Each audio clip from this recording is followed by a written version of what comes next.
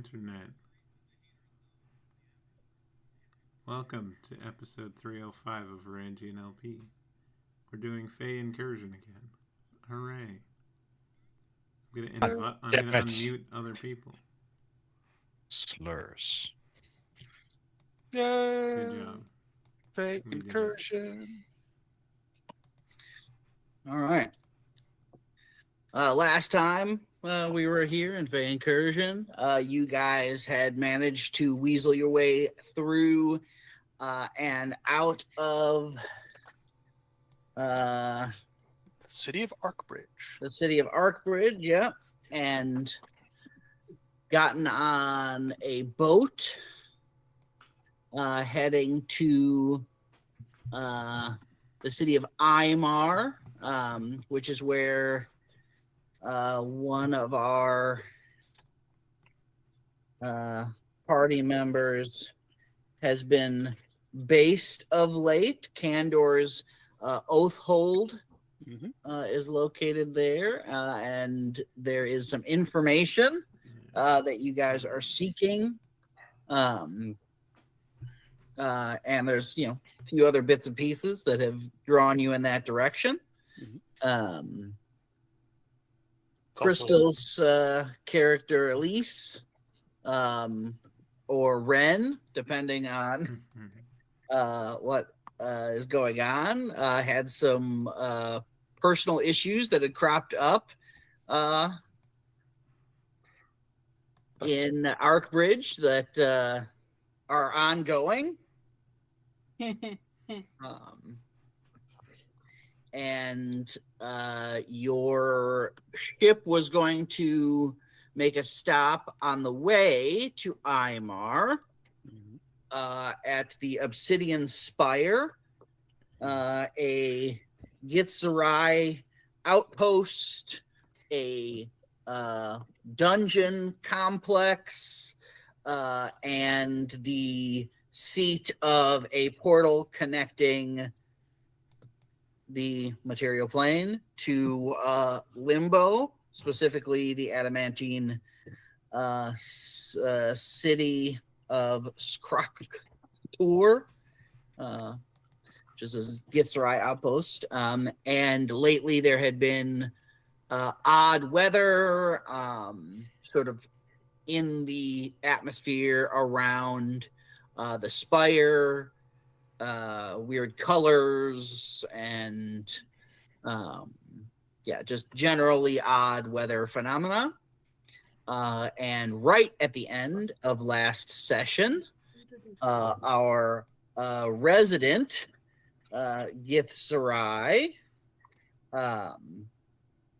Emerald felt a blooming presence of his home plane, Limbo. The energies from there seem to spill out into the material plane, just as a bolt of lightning shattered down from the sky, along with a number of other arcs of lightning that are like spreading like cracks through the clouds and sky above you. There was an attempt to redirect that lightning, but that was unsuccessful, and it slammed into one of the masts of the ship and seemingly has locked it in place. The entire ship has ground to a sudden halt, throwing people here and there and probably doing some damage to the ship itself. Yes, and that is where we left off. Do we think the ship has a glyph of warding with fabricate stored in it to repair damage? Who'd think of something like that? Only a madman. So are we even convinced that would work? Good God. We're going to slide you over to the ship here. I have you guys just above the ship there on the map. You can see it's split into the upper deck and then like the deck with the I forget what that one's called. It's the deck where the Poop deck. is that the poop deck? Yep, that's the poop deck. And then there are a couple of the lower decks shown there as well.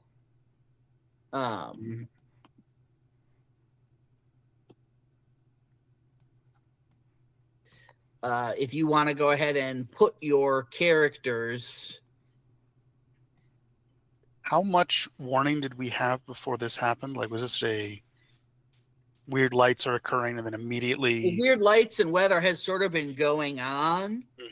but like something happened to the ship? Yeah, it was a sudden from weirdness to crack. So Okay. you're welcome, Emerald. I'm assuming you were on deck just based on how we did things last session. So wherever you want to be up there, it is not, it's not, you are not overly distant from the spire at this point. So it's not like crazy to think any of you might have been on deck, but it's also not crazy that you might have been taking a nap or reading a book or doing something else. So Where is the galley? Yes. So wherever you feel like. The galley, it looks like the tables for the galley are on the lowest deck. All right. It's not really a galley though. It's just a table. Yeah, it's more like, this isn't that's- like a fancy ship. You guys got on the ship that was leaving the soonest. It's a merchant ship, and you've been staying just in hammocks and eating, at the rough tables. There's sort of a galley here too on the middle deck. Yeah, that's true. Yeah. Well, they had me cooking, right? Yes, you were helping to cook. Yeah. So Wherever that would be taken. On a ship, do you cook on deck? Do you cook in the galley area itself? I don't know how ships work. I know some larger ships have more specific galley spaces. You just eat some beef jerky somewhere on the ship. All ships would have a dedicated place for cooking, and it may be as simple as it's this corner over here. Gotcha. But based on the placement of tables, I would assume it would not be very far away from where the tables are. So it'd probably be down to the lowest deck. Yeah. All right. So there is a crack, and the ship shudders to a halt. Some of you probably tip over, fall off chairs, that kind of thing. You weren't going fast enough for it to require any sort of damage or any checks on that front. You would have had long rests during the but right before we got on the ship. You had so you haven't done anything since then. So you're good on health and spells and all that jazz.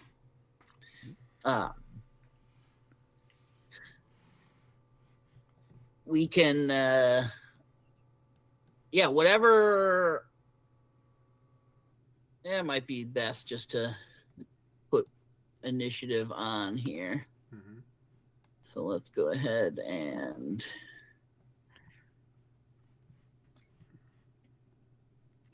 nope, don't need those. No? Got myself reaching for the D12s. I mean, you could roll a D12 for initiative if you wanted to nerf yourself. Wizard too powerful? Definitely not. We're so dexterous, I say the wizard is still connected to my brain. Well, then it's extra dangerous, surely. Crystal's back to her usual rolling self. Got to bank up the good rolls for murder. Apparently. why can I not add this to the turn order? What layer is it on? It's a map. Are you not allowed to map? That might be the problem. Okay. It may want to be a token. You might be able to. I can just shift it to the token layer. Like, it's not a big deal. Yeah. So,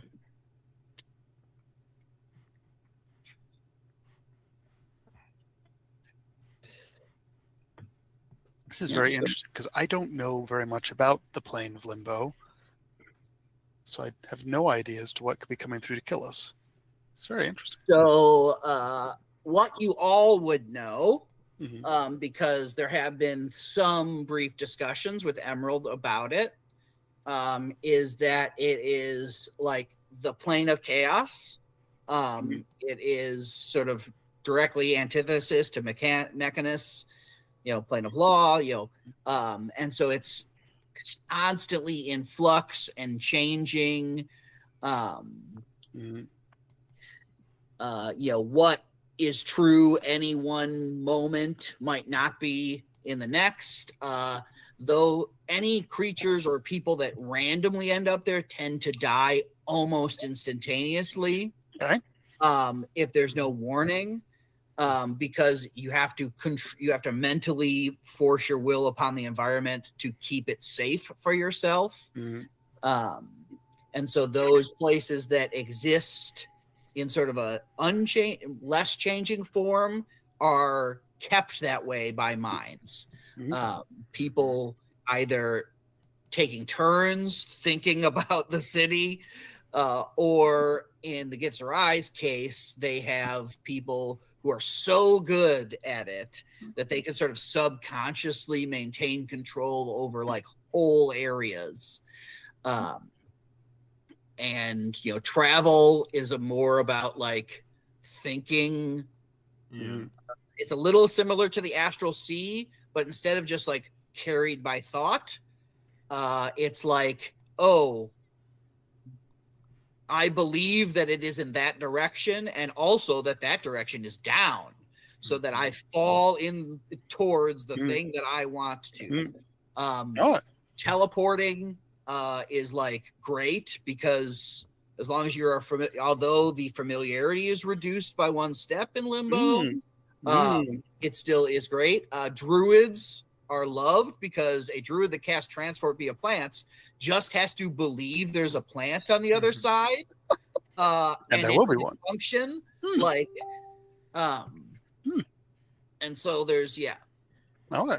some things behave a little bit differently, but it's all about imposing your will upon, you don't have to plant, you just have to produce corn out of the chaos. Like, Or new stuff. I specifically Oh. gave myself more intelligence than strength because that's Mhm. the type of person that would result from living on limbo. You don't really I need to see. work out. You can kind of just imagine the thing moving. There's not very many of you have put your Oh, initiative down. Yeah, Wasn't that's right. It wasn't Give me a a sec. thing when I rolled. Oh. What equals you, Crystal? Oh, 2 total. Okay.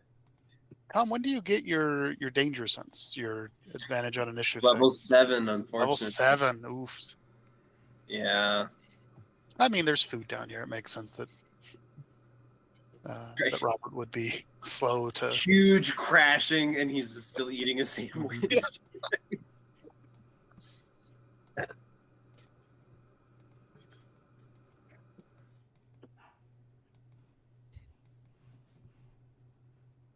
There we go. That looks like everybody. Oh, that is a return to form, Crystal. Hey. We both rolled a 1. I rolled a 2. I just don't have Oh. anything. Oh. Never mind. You rolled 100% better than I did, so don't worry. Yeah. Elise is all mental stats. I mean, makes All of sense. the time. Library.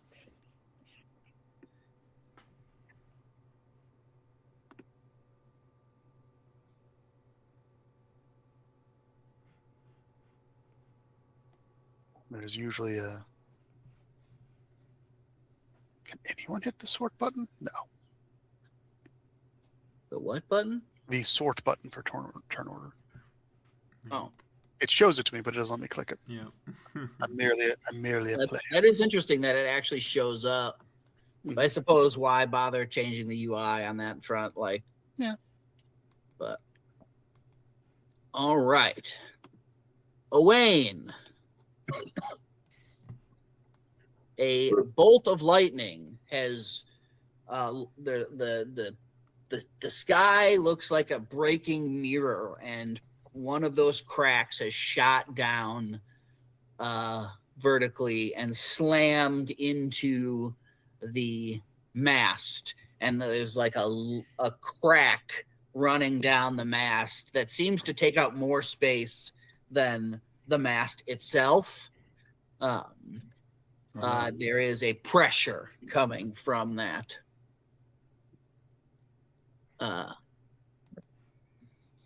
That pattern, that fork of lightning. What would you like to do? In Elvish, he's going to go in his old Elvish. He's going to go ahead and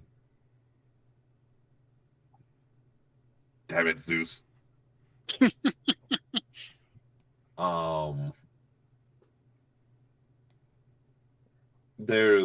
So ship has been stopped. We've been struck by this lightning.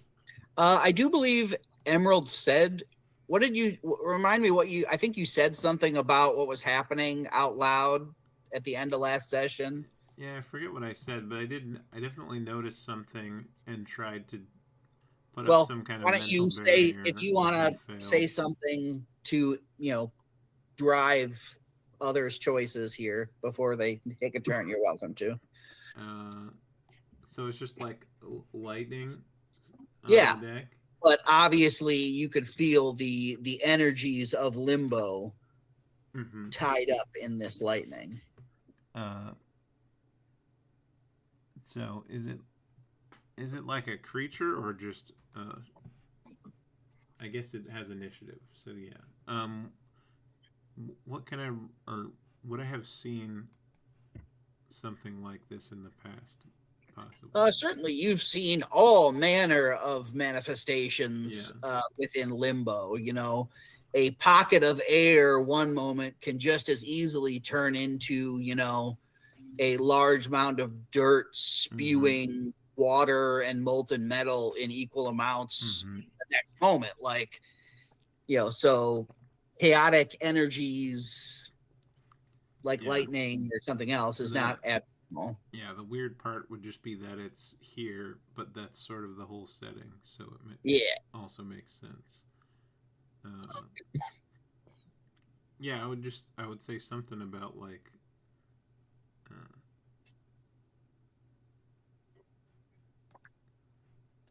well, let's see. Can I roll something to see if this is spontaneous or if someone's will is behind it, kind of? Yes, actually, you certainly can. Whatever your racial ability stuff is tied to, that I think it's intelligence. So it would basically be the same as a spell attack roll in terms of bonus. Oh, okay. Yeah, like a intelligence spell attack. Cool. I also have Arcana, but same number either way, so that's an 18. You can tell that there is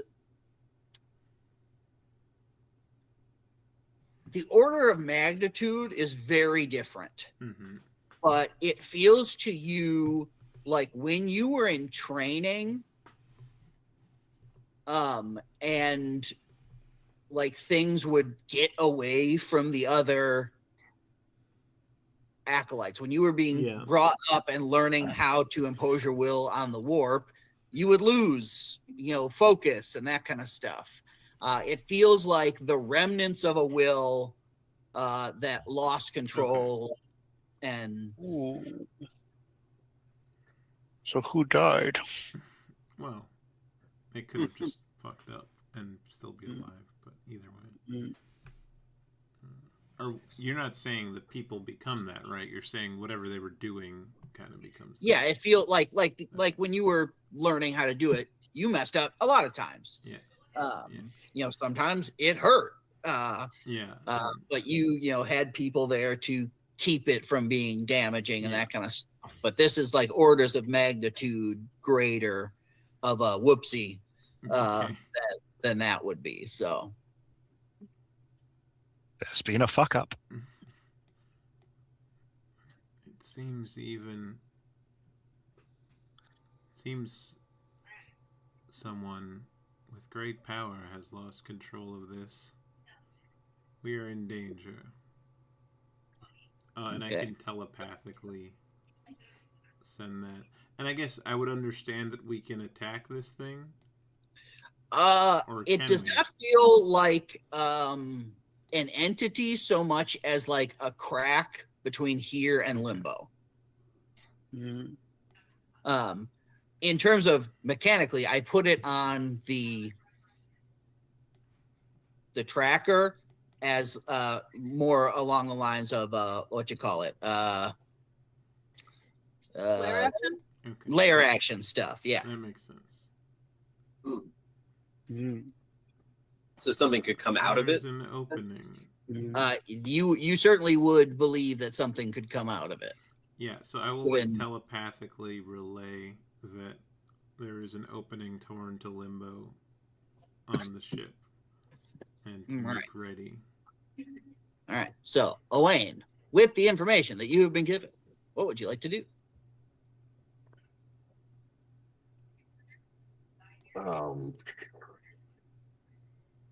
Emerald, do you know how to close it? And he will get up, move closer, pull out shield and spear. If things can come out of this, then things will. And I'm trying to think of how this works.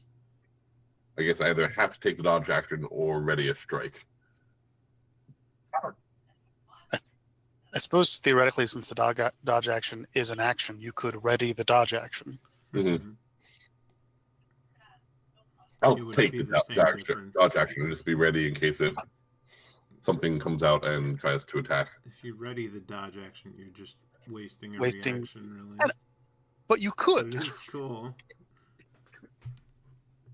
I mean, won't it's dodge until the right moment. It is realistic that, like, if there's no danger, someone might be ready, but then not do it. Yeah, it doesn't gain you anything and costs you an extra piece of action economy to do it that way. So you're readying.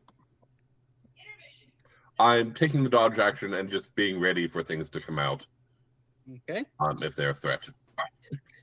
Jeremiah, Oh, I have a question for, I guess, not you, but for Owain. Okay. What is he getting ready for? Yeah. No, you've done it. it's the Ghostbusters. Don't think of anything. Think of closure. With the information that you have gathered so far, what do you Oh. believe Owain is expecting? Giant marshmallow starts to emerge.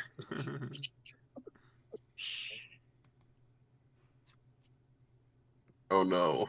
Don't feel like you have to have some sort of fully formed, like, oh, I expect a copper dragon like to come out or something like that. Oh, roll, go for Yeah, it. no, I have a category in mind. I don't want Pure to say anxiety. If it's just like unknown danger or like whatever you think is like the most forward present thought for Owain is an acceptable Indecision.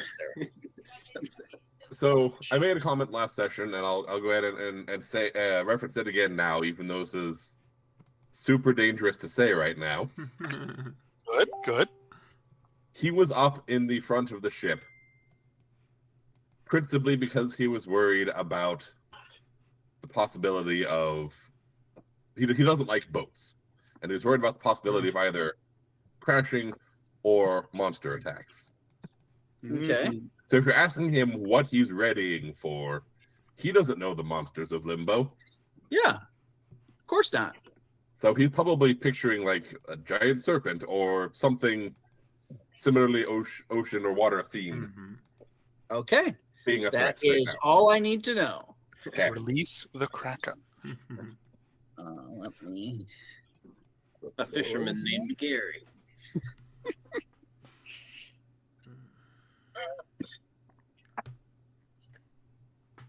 His own father throwing him into the deep end to learn to swim.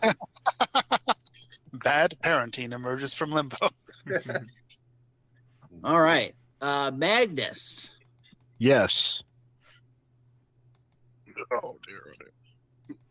Well, I have been mentally contacted by Emeralds Yep. about something going on deck that's a crack. Yeah. I will begin to hobble up the stairs. Having been thrown against a bulkhead by the ship stopping, I am bruised and somewhat unhappy right now. How many feet of movement to go up the stairs? Just think about the square. So like to move from one deck to the next is like 10. You move onto the 5 feet there, and then the next 5 feet will be the next deck. So okay, so I'm at 10 feet, 15 feet. Yeah, it's not a huge ship. Emerald, how do we shut this thing?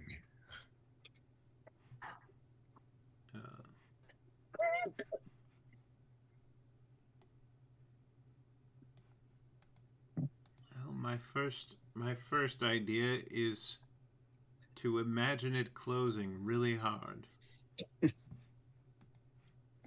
Right, okay. I will 5, another 10.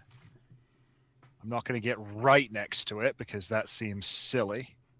Mhm. And Magnus has been fiddling around with gravity recently. Mhm. So Magnus is going to, in the same way that he imagined the goblins crunching into a very small ball, Mhm. Magnus is going to bend his not inconsiderable will to imagining this thing compacted by gravity upon itself and Yeah. crunching shut. Yeah. Make for me your spell attack check. Okay. Proficiency and intelligence. Yep. The big brain. That's a thing. 4, 6, 19. Okay. So you reach out. You certainly get the feel of this, pressure of energy sort of bulging and pushing outwards, and you place your magical will in opposition, and can feel sort of the back and forth tug that's going on there. That's an active action that I think is where your mind is right now with the pushing in with that gravity, unless you think there's something else that he would be, Nope, that seems that seems about right. Yep, makes sense to me. All right. Oh, whoops, wrong button. Oh, we got flipped. You did get flipped. That's funny. Here, I'll drop mine to 19. That'll. No, I mean my dex is only +1, so it probably. Yeah, but it doesn't even have those stats don't exist. It has no dex. Yeah, it's the goes on 20, losing all ties kind Yeah. of. I was excited for it to do something. It'll do something next. All right. Unless you really want to go second. I can flip No. I don't have the action economy for it to make a difference. But if it is candor time, yeah, go for it. I will spend a bonus action to activate my adrenaline rush to take the dash action and gain 2 temporary hit points. 5, 10, 15, 20, 25, 30, 35, 40, 45, 50, 55. And I don't understand what's going on. Mm-hmm. But what do you think is going on? I think there's a hole in the mast that's bigger than the mast, and I don't understand how that's possible. But Owain's got a shield out. He and Emerald are, competent, martial people. Magnus is competent, but he is an old man and a wizard. So I'm going to stand right here between him and the problem. Okay. And that took less movement than I thought it would. So I will ready and act. I will also take the dodge action and leave my reaction free to shield Magnus as necessary. What is at the forefront of your mind at this moment? This has got to be the fucking Fae. It's always the Fae. It's specifically Dwyzik, I think. I think that's generally what Kander assumes is the problem whenever he doesn't understand. Okay.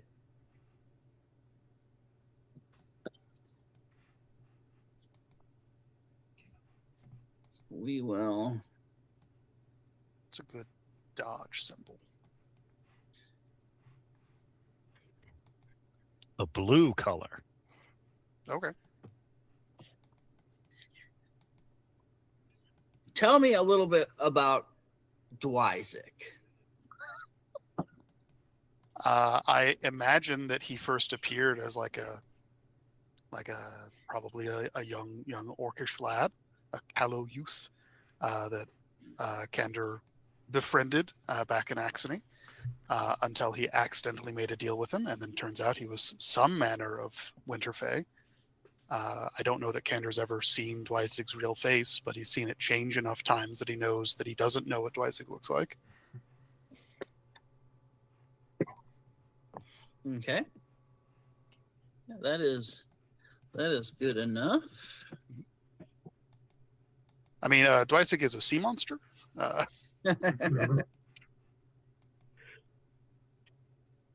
right, just give me 2 seconds here to pull this thing.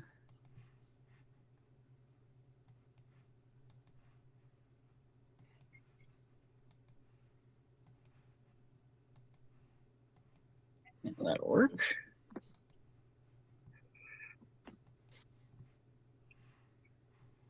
All right. So, all of you can feel the pressure. Emerald and Magnus being more directly mentally sort of focused on this. We're the magical feel girls, sort Tim. of the bubble of chaotic limbo energy sort of pop. You know, there's like a roiling number of these sort of almost bubbles sort of pressing out. One of them seems to pop, and you feel like a geyser of highly chilled air pour from the opening, followed by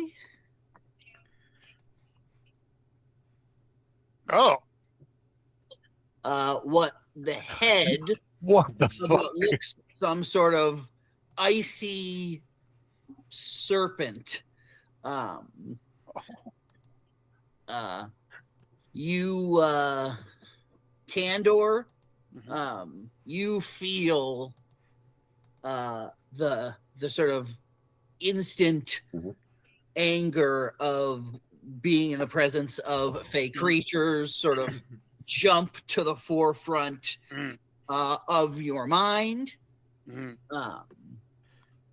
as you look at this thing.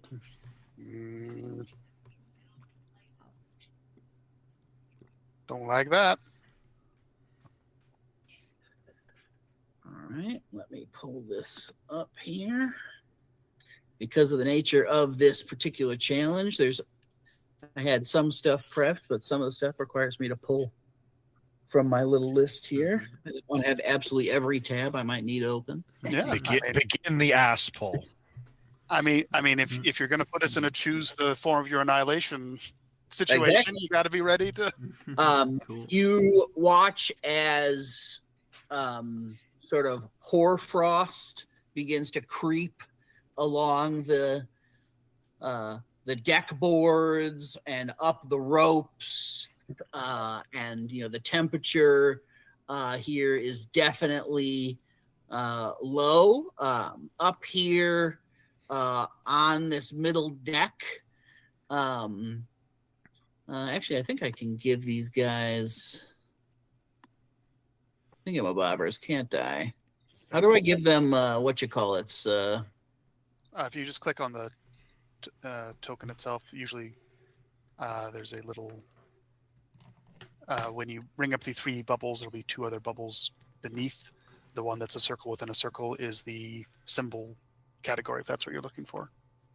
3. No, the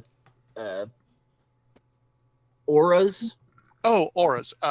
If you I always forget how double to click and go to the bottom. So if Yeah. you open the token, do. like Oh, there you're it going is. to I don't know hit why it points, didn't pop open that first time. So Yeah. here we go. 30 we may not have blue. permission to see the aura. Well, let's find out. Can you see the aura? No. I cannot. No. Okay. You have so to click the 3 dots next to it, I think, right? Typically, when you're in token aura land, there's a permissions thing. Oh, there we go. Hey, blue. Hey! Okay, so everybody on this upper deck, yeah, it's bigger than You can assume that it is difficult terrain up here on the upper deck for the moment. Mm. And where did my dice go? Dice, you were right here. There you are. Dice, baby. And the closest in the direction that is popping out was Candor. So as this thing spews forth from the Spew. Such a lovely word. fuse, Is it? it will sort of strike out at you. I did take the dodge action. Yep. So we're gonna get only 17 to hit. The shield will get in the way and save me by 1. All right. And then attempt again. Yeah. Your dodge keeps, but you feel even as you miss, the sheer cold seems to slow your limbs a little bit. Nothing, mechanically happens, but Yet. yes. All right. Emerald.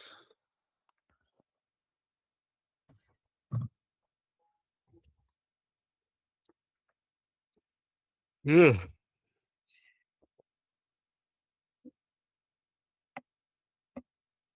Tim, you're muted.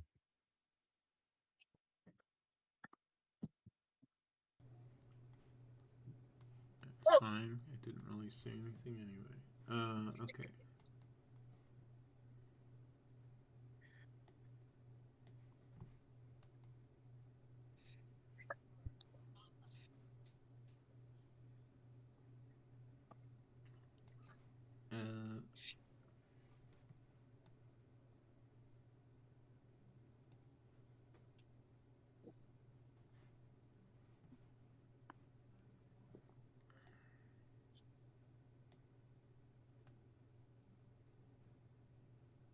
Big monster, Oh, impossible door. The list of things are short.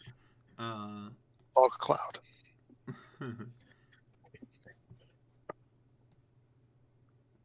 Say, if you imagine that it can't see you through the fog cloud. I think it's already been imagined. Now it has to be wrangled. Alright, I'm just gonna pull out my bow and shoot it. Ooh, that's a bad roll. 10. Imagine you did better though.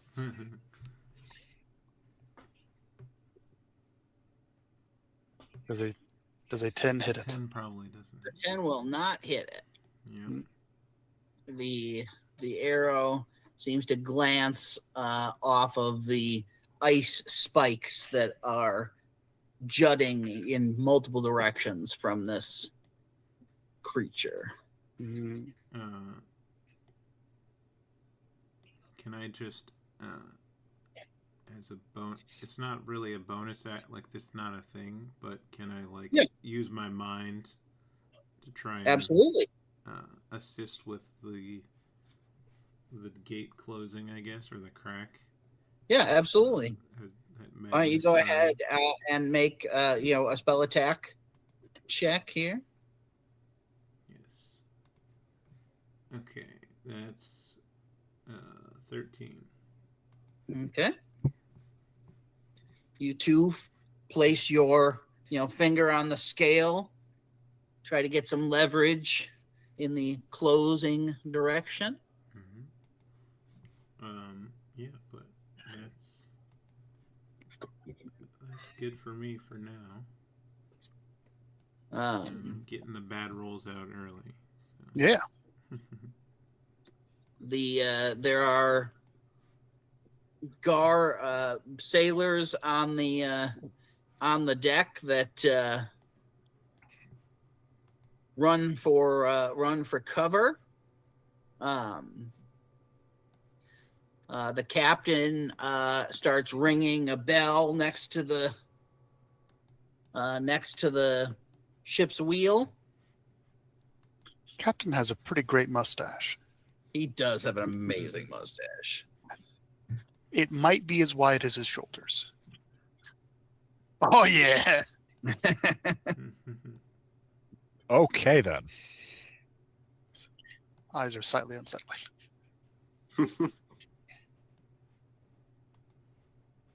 The fellows up on there will attempt to see if they can twist around the ballistas to get aiming, but they don't seem to be able to get a low enough angle being up on the poop deck there. You usually don't aim into your own ship. Yeah. Maybe if it was, further up on the frontier or had some more height to it, but right now they got all we need to do is rear up. And that's on the Robert Happy. So what I imagine happened is as soon as Candor left, sort of like Candor was like preparing food, and like Robert has just been sitting at the table staring at him, like with a bowl. And then as soon as he left, he like realized that like, oh, he left this guy. So he's just made himself a sandwich that's like, a Scooby-Doo like size. Yeah. And then he's squishing it down, and then he hears the bell and sees the cool. So then he's just like, puts it down and starts, runs up. So I'm going to dash as an action because that is my only option. And I think since I was 10 feet farther away than Candor, and then once it becomes difficult terrain, I think I can only get to here. Okay. So Robert gets to the top of the stairs, seeing that it's cold, seeing these creatures all around, he suddenly gasps in horror as he remembers that his sandwich is downstairs. And he's like, in the forefront of his mind is just the guy at the bottom just going and finding the sandwich. So as his final action, as a bonus action, he will fly into a rage. Okay. But be rooted at the spot because he has no more motion. But he's not angry at what he's seen, but just the possibility that his sandwich is the sandwich rage, yeah. Yeah, okay. Say Happy is in fact hangry. At all. Elise. Yes. I am also going to start heading upstairs. But I think I managed to put myself, that's the downstairs. Yes, you did. Just far enough.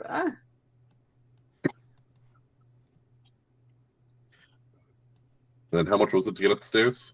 Just Another Yeah, 5. she can in one move action be right up there next to Happy, and then decide what to do from there. See the sea monster right above your face.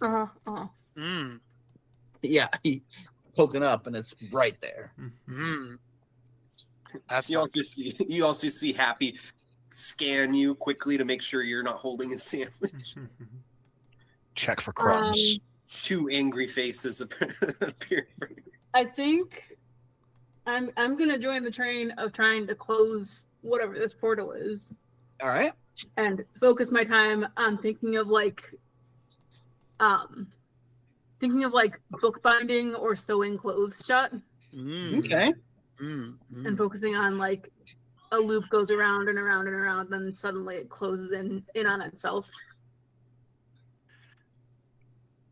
Yeah. It's probably not super easy with the thing right in my face, but that is her goal. All right. Why don't you go ahead and make a spell attack check for me? So, hey, Hey. Which dice did you roll? Nice. that's a nat 20 for 26. Yay. Yay. Perfectly balanced. Awesome. So you sort of dig into your brain, and you anchor sort of your thoughts of pressure and closing to this concept that you're very familiar with. And you can see behind the creature the top sort of a section of this line sort of like starting to get wrapped in, you got some people that are holding parts of it closed, and you should sort of see in your mind's eye and in real life a sort of sewing process begin to pull and close up this tear. Owain.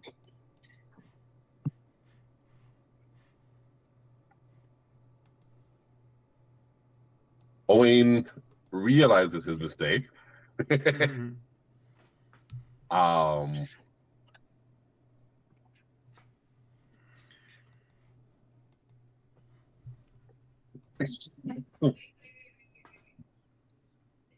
And imagine and will try to imagine himself striking down or banishing the creature in front of us.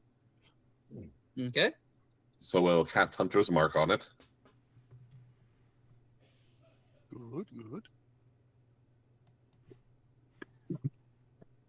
Good. We'll try and, almost like his spear's harpoon, grab the thing and start trying to pull it inside, like stab it, and like try and yank it backwards some. Yeah.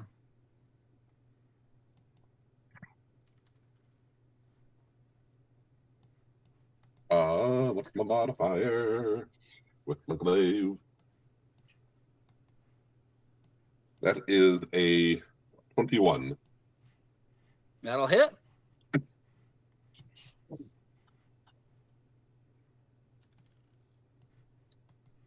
Solid.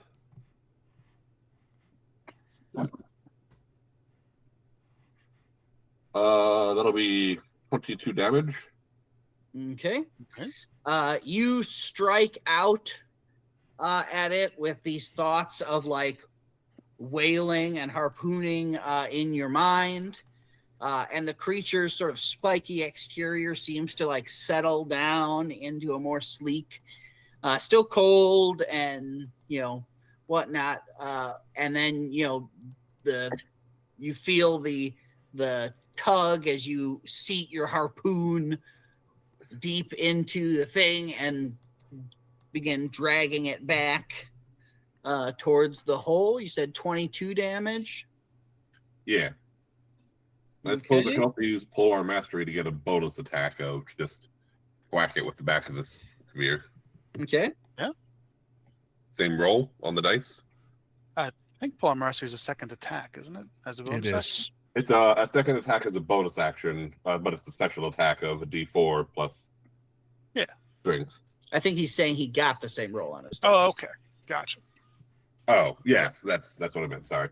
Yeah, so that'll still hit. So how much damage this time? That is.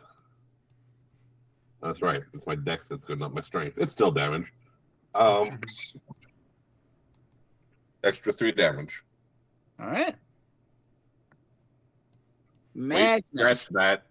Oh, I cast Hunter's Mark beforehand. Yeah. you're right. You did. Which is technically better because I just got 5 from that. Nice. Do it in the first place.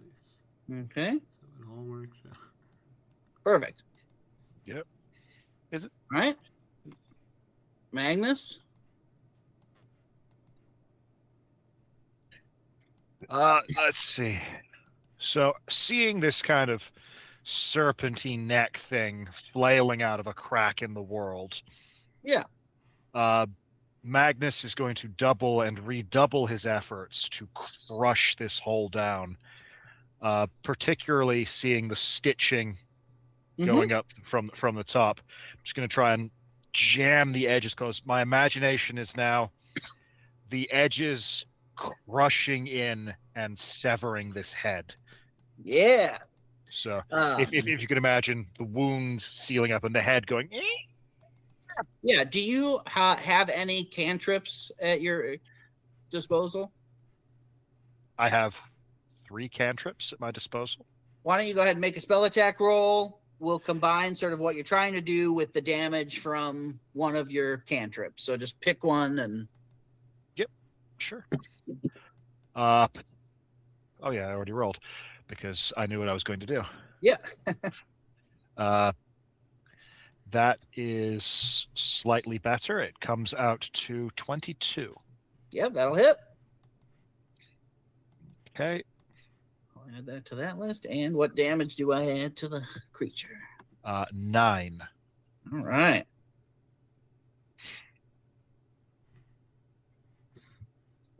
I suppose it would be force damage because of. Yeah, you press down into it, and you could tell sort of it's approaching, sort of like you're pressing the body like down into the deck almost. Now there's very little room for the size of what this creature is, and then we go to Candor if you're done. Yep, I am finished. All right. I don't think Candor is tuned into this whole concept of closing the thing with your force of will, because he sees something to hit. Yeah, I mean, other people have been attacking it too, so. So I think he's going to do a little bit of a shuffle past Magnus to get into this nice little pocket of having 3 people in his protective zone. Okay. And then he's going to try to hit the cold snake thing. Yeah. He's going to roll a 16. That'll hit. Oh. Well, since I've been told that I feel the rage, I will use my free level 2 Paladin Smite class feature that lets me cast Divine Smite without using a spell slot once a day. And I'll also chuck my Orcish Fury extra D8 once per short rest into it. Smash that thing. I'm displeased.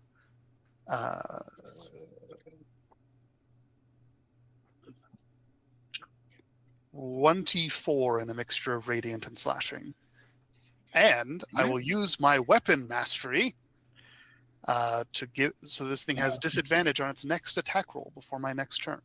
It's just love it. Hack at the neck and keep the shield ready to get in the way. You smash away at this thing, and it is notably less vigorous in its movements than it was at the beginning of this round. Yeah. Where the heck did my pen just disappear to? Into the crack. What I say? The 3 of us are focused on strangling it with reality itself, and 2 of you are hitting it. Yeah. Imagine it's having a very bad day. Oh, it's not having a great day. That is absolutely true. You'd have to be born and then immediately get curb stomped by 5 people. Am I a real boy, Papa? No. You all can hear and see as the splinters continue to sort of expand in the sky, out of the corners of your eyes, and glances here and there. You notice a large sort of cluster of these cracks, lightning bolts, sort of at the most recent sort of cracking noise, speed off through the sky in a northeasterly direction. Ooh. Back the way we came. That is back the way you came. And those of you that are putting pressure here can feel there is a snap and a crack as you could feel the pressure you've placed on that force some of the energies down along the mast. Oh no. And you can hear there's a shout from the next deck down. Oh shit! But it's Oops. difficult terrain up here. How are we supposed to get down there fast enough? My sandwich. It's going for the sandwich. Oh no! You're all in on it. I'm just worried about Henri and Jacques. They're down there somewhere. Me too. I'm worried about them. What they might find. What they might do to your sandwich. In their fear, they'll get hungry. Yeah. And they'll require sustenance. And it's the sandwich. It's I right cut there. it in half like a fool. Think of it. They might cut the sandwich in half and share it. It's even worse. Yeah. The sandwich was meant to be eaten by a single Well, in a person. sandwich that big, you try to cut it in half, it's gonna fall apart all over the place. You're gonna have to like bread won't reassemble it. It's gonna be terrible. Do we want ants? Because this is how you get ants. Sea ants. Rats. Oh. Man, What is that? ant-sized rats. That'd be so. Oh, that's not good. It's no. a Oh. sandwich monster. Shit. Oh, that's really bad. Oh, no, that is something. That's It's It is going moving for to the it is going for It the is sandwich. going for the sandwich. Jesus. All right. Damn it. Only we knew about that. This was just the distraction. I would love for like the final encounter of this campaign, we've got to however high level we're going to be about stealing Robert's sandwich. Like the sandwich thief BBEG is. It would All be right. a dangerous encounter. So my first attack with the snake monster is at disadvantage. Well, it depends on who you're attacking. Oh. If you're attacking actually no, it doesn't because of Vex. So yes. Okay. It is a disadvantage. All right. Sounds good. They really had a strong theme for sword and board paladins. It you. will try to bend back, sort of. It bends its neck around a little bit to look at Owain, who's got like a harpoon shoved in its side and is dragging it backwards, and will lash out at him at disadvantage here. Oh, talk about double 18. Oh. So That's right. that'll be a 25 to hit. And that'll be more than I can do. All right. Let me grab. Grab these 4d12. You're relatively sturdy, right, Jeremiah? He's got a d10 hit die. Yeah. 24 hit points. Can you take 15 cold damage? Okay, then. And make me a Constitution saving throw. Okay. On save. Hopefully 14 will be good enough. 14 is good enough. You feel sort of as it sinks its attack into you, the frost sort of creep along your veins as you sort of stiffen up, but you manage to keep your body moving.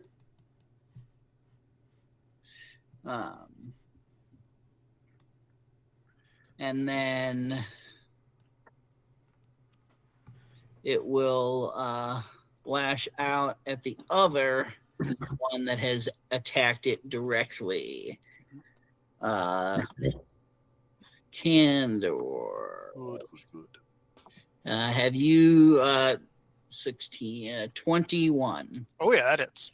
I would like to cast Silvery Barbs. Oh, yeah. Oh, everybody wants to say fuck you to the DM today. Okay, yep. So that'll miss. Where are you going to throw the advantage?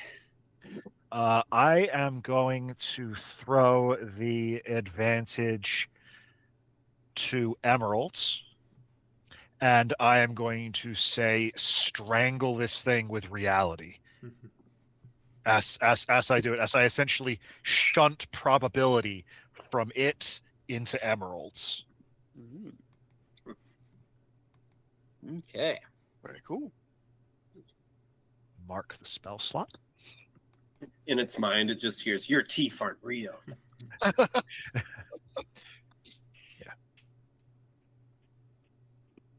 I imagined it missing, and it did.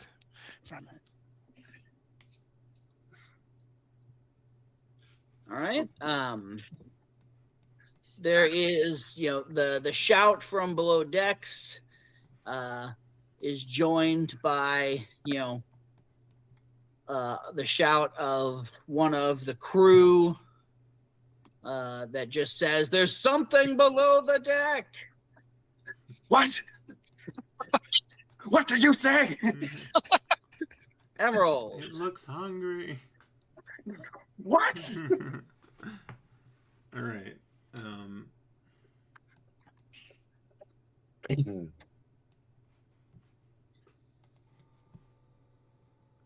Oh yeah. Okay. So he gave me advantage with the silvery barbs.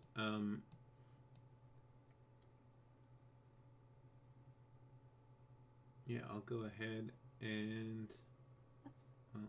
Let's see.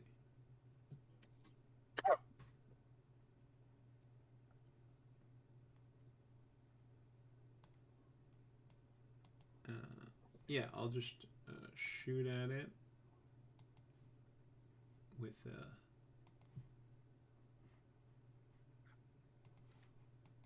is, what do I add? Okay, that's a 22. Yep, that'll hit. As I'm shooting, I cast Ensnaring Strike. Ooh. And Okay. normally the flavor is Grasping Vines, but in this case it's just like crackling limbo energy. And it has to make a strength save. And the DC is 14. Strength saving throw. Is it large or larger? Oh, I guess that is the... It is large. So it would have advantage on the save. Okay. Maybe I do spell see. worse. It's all right. I would have succeeded anyway, even without advantage. So. That's all right. So I still get to roll damage. Yep. Still hit the boy.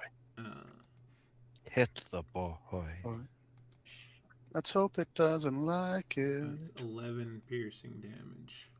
Yee. Okay.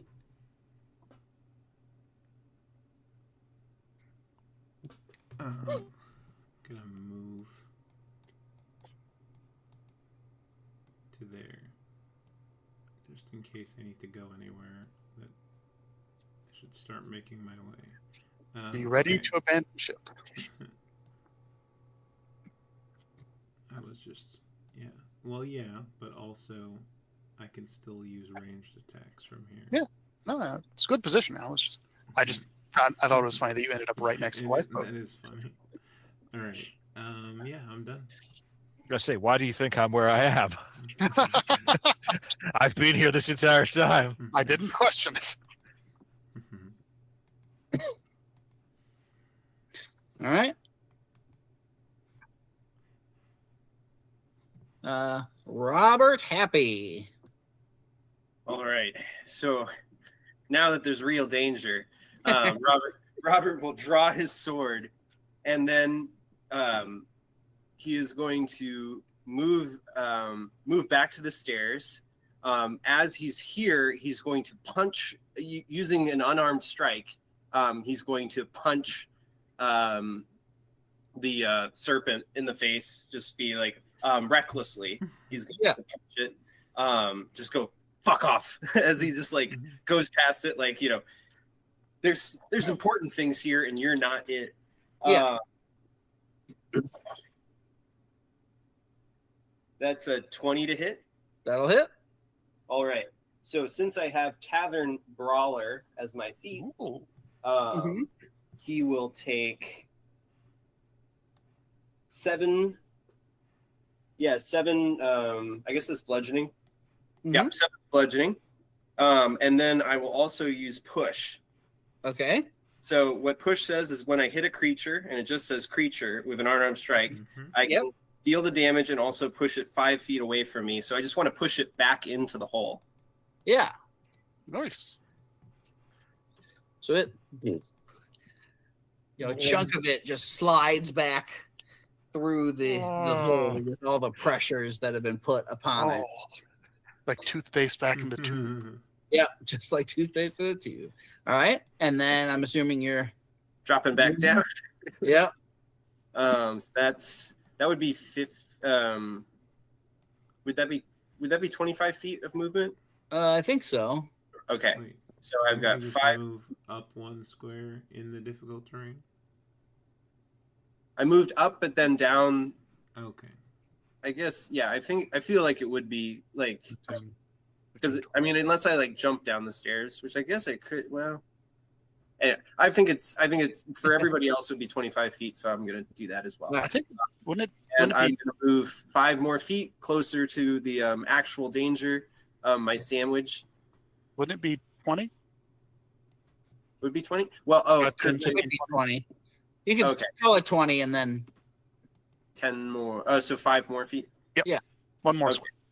The guy gets as close to the sandwich as possible. So you can see sort of a glow flickering from below decks, and you can hear sort of a crackling, thudding, something coming from beneath. What do you think is happening down there right now? What is your fear? Like he doesn't even he probably like his fear is just it's the crew member that he knew was down there is eating the sandwich. Like he's not even thinking like, you know, in the like something coming out, like because he didn't see the serpent come out. So, you know, in his mind, it's still the only threat that he knows is down there is that other crew member who he wasn't able to explicitly tell this is my sandwich. They lit the fire and they're grilling the sandwich. That's the crackling sound right now. Right? Yeah. It's like the idea of like there's a bunch of people eating, like maybe multiple crew. Like the fear is that like he miscounted how many, and there's more crew members down there just eating his sandwich. A swarm of crew members eating your sandwich. They're all down there. They're all doing this.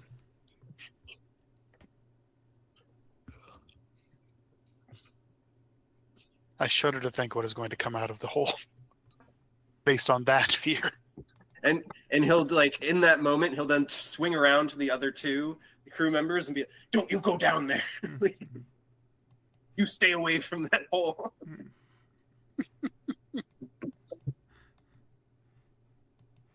And I will end my turn. Yeah, you briefly hear like a sort of a snapping, shattering noise from below. Oh no, it's multiplied. Oh no. Oh, 4 mouths. So much worse. All right. None of them have a Please. knife. They're gonna tear the sandwich. Oh, the barbarians.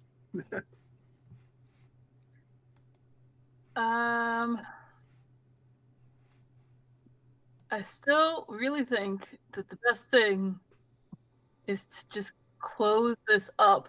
So she's going to start thinking of. She's fairly intelligent. She has an idea of what the ship looked like before this started opening up. Yeah. So she's going to start like overlaying that in her head and like picturing it for like the entirety of the ship is as it was before weird shit started happening. Okay. You can go ahead and make me that spell attack roll. Like including like the number of crew members and stuff. Yeah. 17. Okay. And since that thing has moved a little bit away from directly in front of my face, she's gonna like. Also, can you move her up to like the one of the sides of the ship a little bit? Like this way? Yeah, probably in like one of those corners, like just sitting and centering herself. Do you want to stay on this deck or go down the deck? She'll stay on the deck.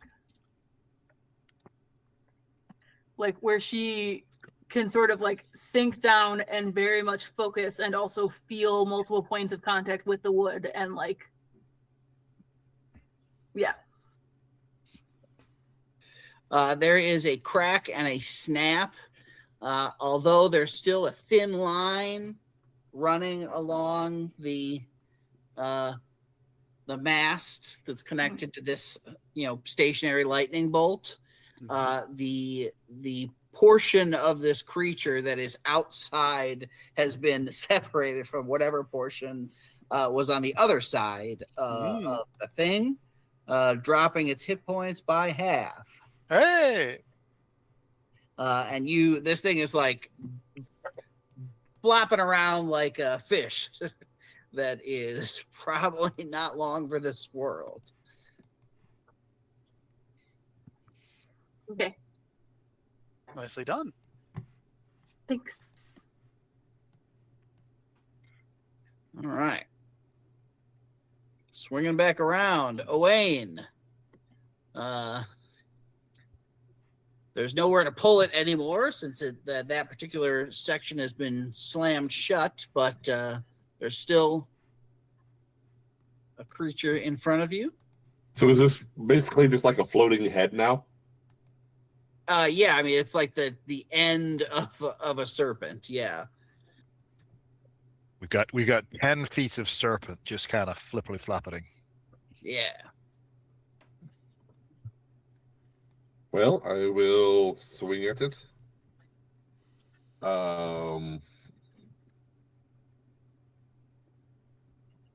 Swang. That's a 19 to hit it. That'll hit. Nice. 13 damage plus Hunter's Mark. Let's not forget that. 6. Nice. So 19 total damage.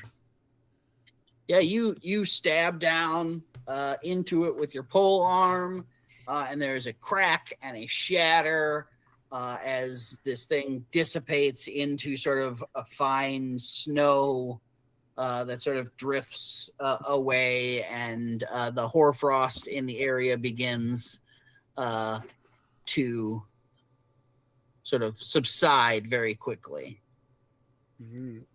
Cool. Very cool. Is it still difficult terrain here? Nope. 20, 25, 30. They can't get there. Okay. It's all alone down there. Robin says to him. by itself. It doesn't have anything to protect it. What if it's I didn't getting even cold? put- What if it's lonely? What if it's I getting didn't even cold? put a bowl over it. The bread's going stale. It could be cold by now.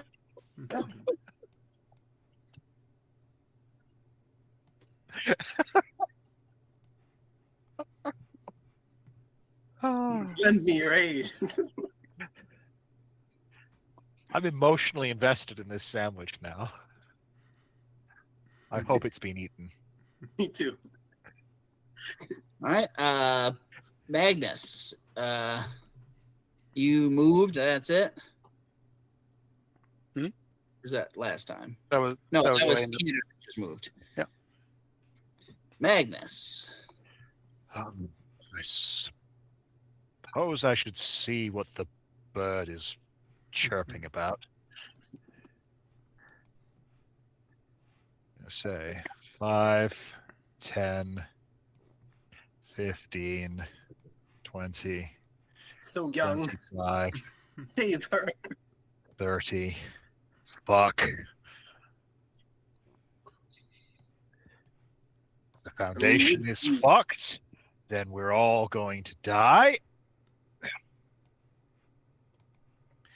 I will imagine reaching up to the sealed crack above that this is propagated from. Mm-hmm.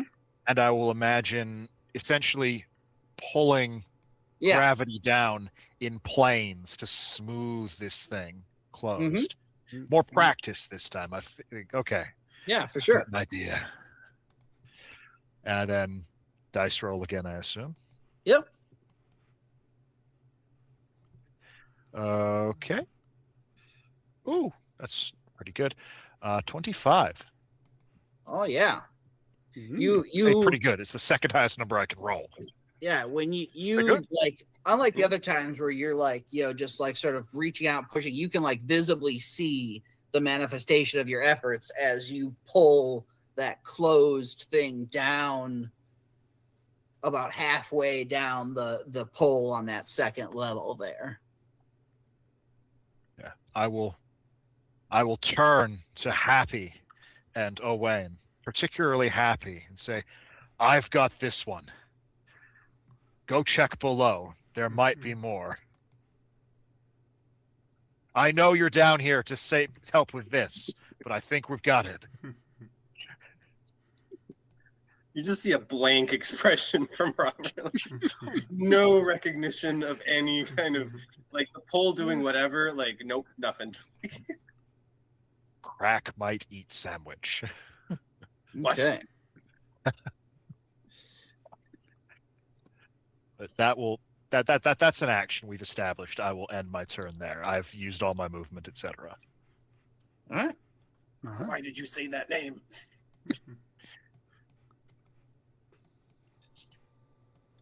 Candor? Can I like hop diagonally onto the stairs? Yeah, that's fine. 5, 10. Spend a bonus action to put my hands on Owain and give him 5 hit points back. 15, What? 20, 25, 30.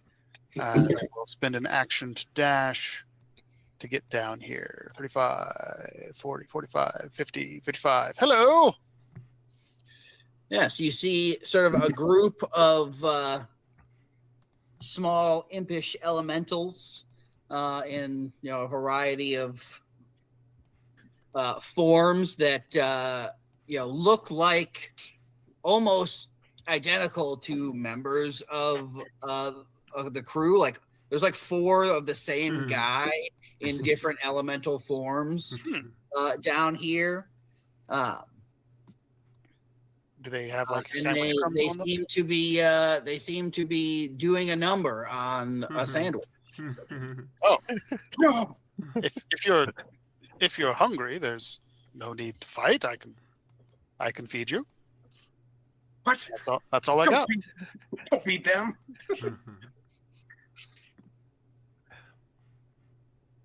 All right. I say, is everything all right down there, Candor? They're just eating. It seems fine. You hear a screech from above the stairs. The couple of you that are still up on the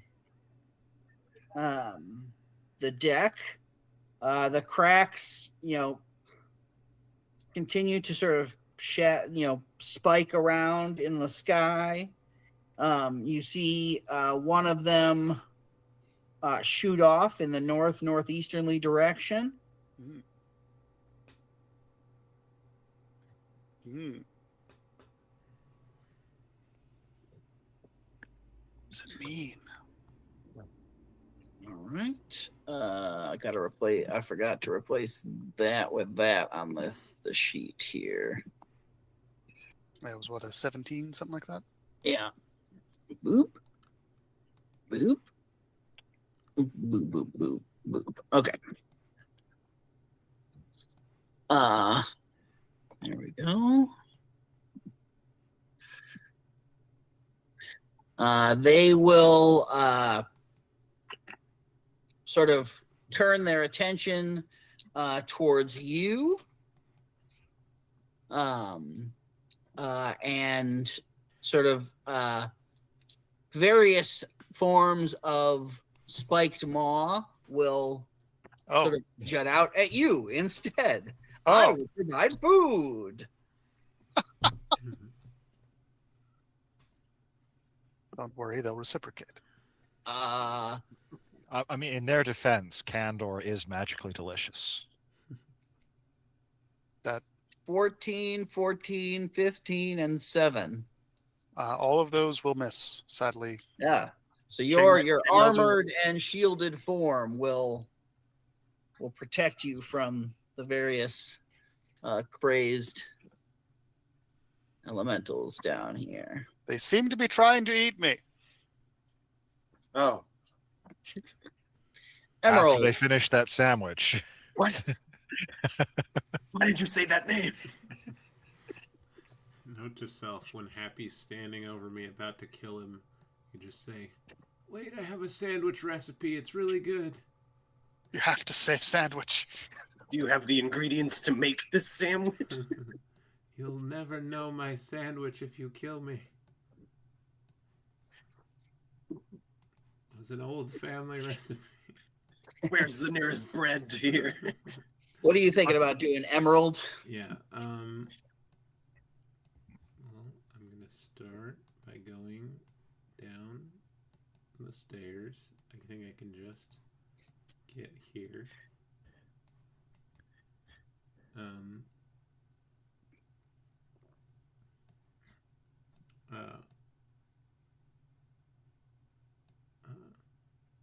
gonna kind of like she puts her bow away and kind of stops and like is still for a moment, like kind of centering herself and clearing her thoughts. And she just imagines the power of the great prophet who was the strongest Gitzerai, Zerthamon, sort of guiding her hand, or guiding her mind, really. And I will roll a make the thing stop being a thing check. Yeah. The best And kind I of. critted. Oh! Yes! Zerthamon Hey. be praised. Indeed. That's the best timing possible. So then that is 26. Nice. 26, so 20 natural, but total of 26. You reach out and you wrap your mind around this and you hear just this snap and shudder as you see the thing close, drive down into the deck to the next deck below. And then there's another snap and back up out of the deck, sort of the wood sealing itself back together and shooting back above deck as you, although there is still some chaos energy in the midst here. You no longer feel that pressure, and the ship begins to sort of shake upon the waves again. Ooh, we're no longer anchored in place. Nice. All right. Robert. All right.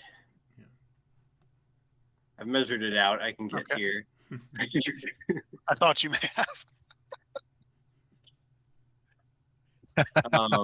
With his sword out, so at this point Robert will fly like down, like it's wings, takes flight, like appears beside Candor, and portions of your sandwich are like splattered across the table. Oh no. Oh, The horror. You're gonna choke on each other, he says as he just like stabs into the first one that's his cloak, like, and as recklessly as he possibly could. Oh yeah, I bet. I was gonna say, I think you have to do it recklessly. I'm not sure you have a choice. No, I don't really. it is the way. Oh, I got a 19. Dang. So Okay. close. So close. So that's a 26. Does that hit them?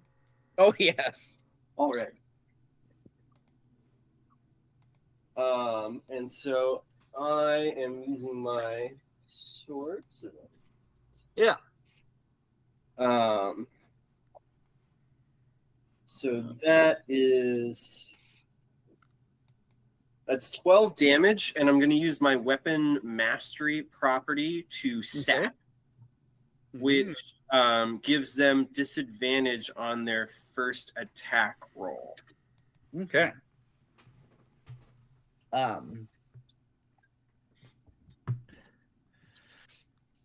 You just which one of these? There's one in each cardinal element.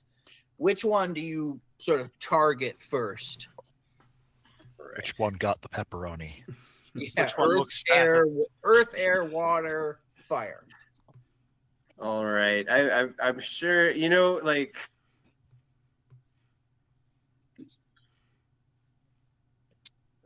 I think, honestly, I think he stabs the water one because he looks down and he just sees like a wet sandwich, like most mistreated, like the bread is like beyond, it's just mush on the ground.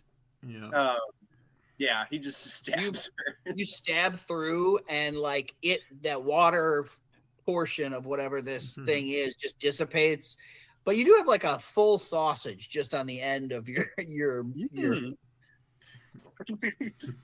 blade there. So Bonus action, eat sausage. Yay.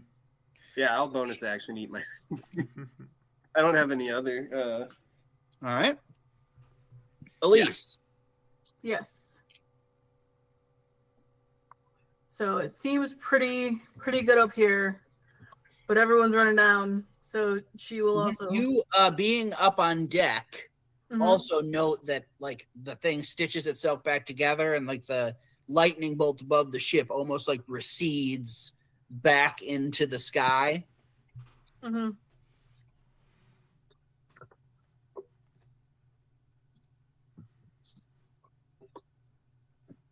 You know what then?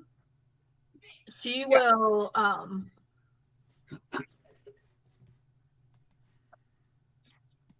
look up towards the lightning. Yeah. And like the thing about lightning in the real world, it doesn't just stay there, it's not static. It strikes and then it's done. So she will like whereas this looks like a lattice of cracks. Mhm. So I think she's gonna look up and start imagining it as just kind of the light behind the clouds that you can see, like when a lightning storm's off in the distance. yeah. Can you make me a perception check? I can do my best. Yeah.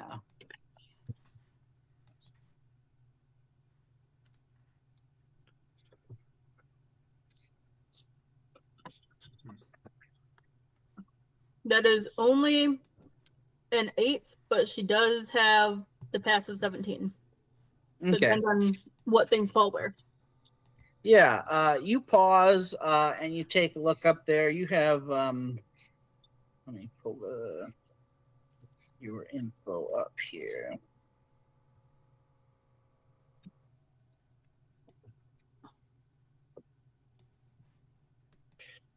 Yeah. So you look up and so you can see where the cracks are. You know, they block view of the sky above them. And as you sort of focus back and forth, you're not, you know, it's not the chaos of combat that you're more focused on at the moment. You sort of adjust. It's almost like one of those like magic picture things, if you've ever seen that, where if you look at it just right, you could see sort of beyond the thing. And you can see there it's very chaotic, but you can see, let's see, where I have a list here. Where is the list? Yes, okay. You see there is at different points through different portions and in a way that seems to drift in and out of sight at different times. You see a swirling tornado that seems to surround an enormous boulder covered in runes. You see a walled city, walls on walls on walls, sort of, you know, smaller sections of the city as you go in, Bossing Say style. There is a large tree with like medieval cottages and such sort of sprawled in its branches. And there is a swirling point of just impenetrable darkness at one point, surrounded by the normal chaotic energies of the place. And there are other things that you find it hard to sort of lock in on. At one point, you think you see sort of a corpse of enormous size floating, and then it's gone. So you're not 100% sure whether the size was real or just the reality of the craziness of what was going on.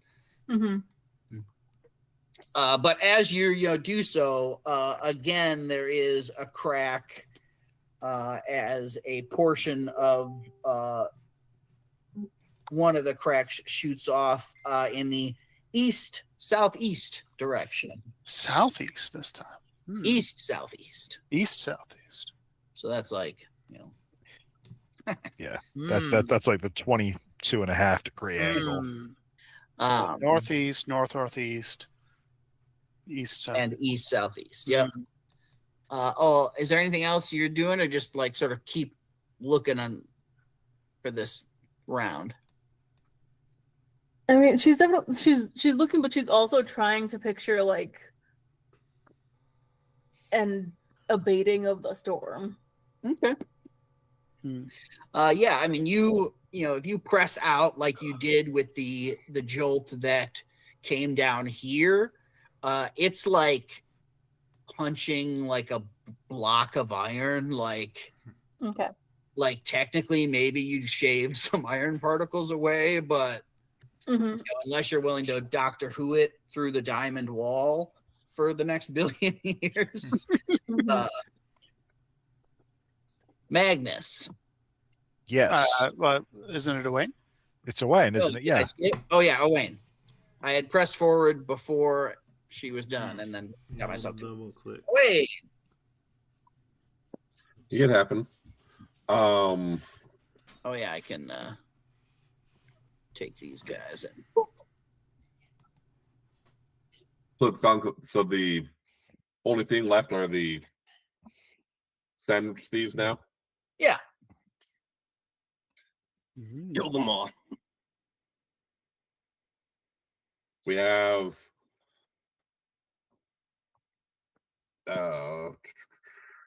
Robert trying to kill them, I assume. They didn't even eat it. They didn't even eat it.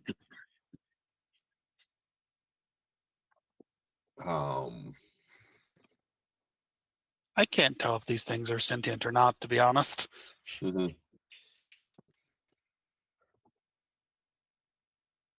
Like the serpent above, these things are creations of Limbo. Their place is not in this world. Mm. Owen will take out his longbow because he has already taken one massive hit today, and take some shots. Or Okay. a shot, at least. Where's my dice? Here it is. Hey. Hey? Almost a crit. Mm. But that is a 25.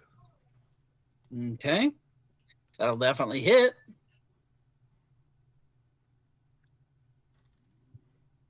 Give me that damage. Come on. 12. Okay. The water one is gone. Which one are you targeting? There's a fire, an earth. Something on fire on the ship seems like a bad thing, so I'll target the fire next. All right. Yeah, you smack your bow into it.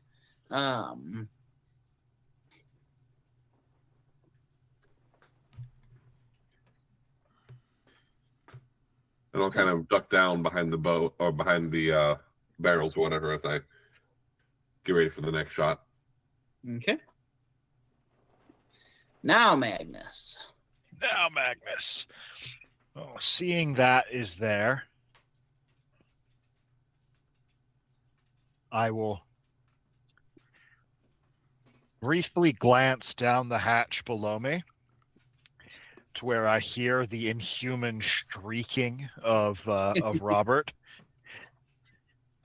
And I will decide that I want no part of that. Mm. And I will hit 5, 10, 15, 15 to the stairs, 20 to get back up. Okay. Yeah, they got it. Yeah, and I hope we die again, Caleb. Yeah. It'll be Miles' fault this time. Yeah. Yep. 25, 30, and I will join Elise up on deck and go, I'm not quite sure I like these. We figured out how to close them, but very, very sure I don't like these, and that small. Do those look bigger to you? Like a lot bigger. As you say that, another like splinter shoots off in the west-southwesterly direction. I say gauging, obviously from distance, like if I'm imagining the one in the mast was big enough to let a 10-foot long serpent head through, how big do these look? I mean, like I said, it's hard to gauge because like I've got no reference them point. is like, and the height wise, but like easily way bigger at the minimum. Like they're certainly not tiny. Yeah. They're at a considerable altitude and still look big, hundreds of feet long, kind of thing. Yeah, they are of very varying, widths and whatnot. But yeah. And you know what? I'll end my turn. All right. Let's see, where was I looking just now? Yeah, okay. Candor. I will be suspicious about the directions things are going in, but Candor doesn't know any of that. So he's going to swing and roll terribly. Does a 13 hit these little guys? A 13. Let's see. Will not hit. All right. My blade pings off the earthy one, and that's me. No, the tides have shifted. Yeah. If only we'd had help. Yeah. All right. Let's see. There's only 3 of them left. Oh my gosh. All right. Candor, you just stand there and get pummeled by elementals, but you're well armored and just shrug it off. Better me than happy. Emerald. Yes. Let's see. Ugh.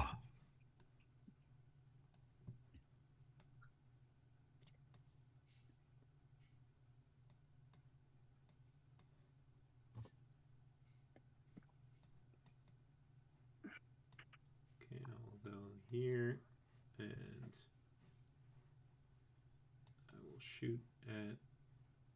Let's see, what's left, or does it matter which one I pick? There's earth and air, I think, are the last. Fire sounded like it was still up if there's 3 of them. Oh, yeah. Okay, fire so is just most- water got obliterated, basically. Water got obliterated. An arrow went into fire, but Yep. seems to still be up. Yeah, I'll target the fire, I guess. That's a 16. That'll hit. Cool. That is 8 damage.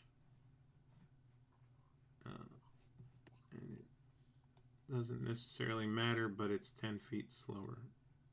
Okay. The fire one does not matter that it's 10 feet slower because it will fizzle itself out. Nice, nice. How Earth do and you, air. how do you whisper on this? You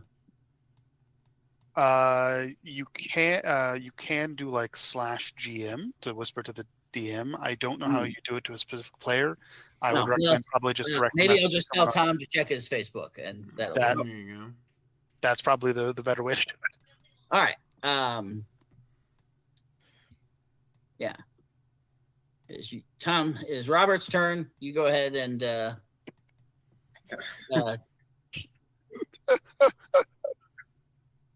Secrets. Oh, no. Well, Secret tunnel. everything I've laid down. Yes. okay, sounds good.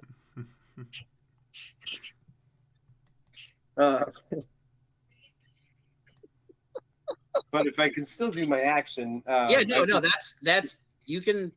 okay. That doesn't require any effort on your part, just to say yes. So, All right. Well then, If yes. you just agreed to. Well, to be fair, the other person that he's heard in his head is cool, and they're 10 feet away from him. So, especially with the trauma he's just experienced, I don't think he'd be in the right. yep. So there's an earth and an air elemental still left. Okay, that's a 17 to hit, or no, 15 to hit. Sorry. That will. Yes, that will hit. Okay, Nice. close though. All right, so that's 10 splashing, and then they're also sapped, so they have disadvantage on their next attack roll. Okay. Which one, the earth or the air one? He'd go for the earth because they crush, the air. It's just like Yeah, splattered. Like the earth got it dirty too, like on the top and the bottom. You crush like half of it. How do you like it? And he smacks it like with the flat part of his sword. He just like smacks it in. Yeah. Elise. Yes. You still just Chilling on the top deck. Which is there one of these massive lightning things in the direction that we are supposed to be going? Mm-hmm. Yes. you are supposed to be you are heading south, Okay. and you have not seen one until you look for it and watch as another beam smacks out, shatters out in the southwardly direction.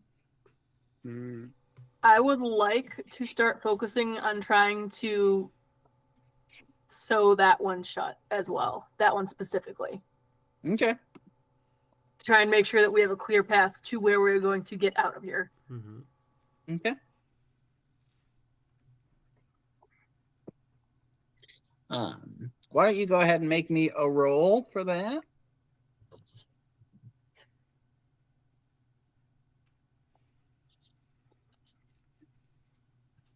Make which? Sorry, you cut out a little there. The spell attack roll like you did for the other. Okay, 19. All right.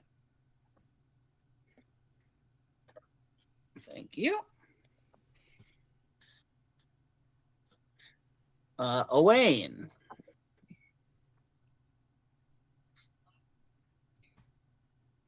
I mean, whether these things were going to be hostile to us or not, they are hostile to us now. So I'll take another shot. Okay. 20, dirty. All right. Yep, that'll hit.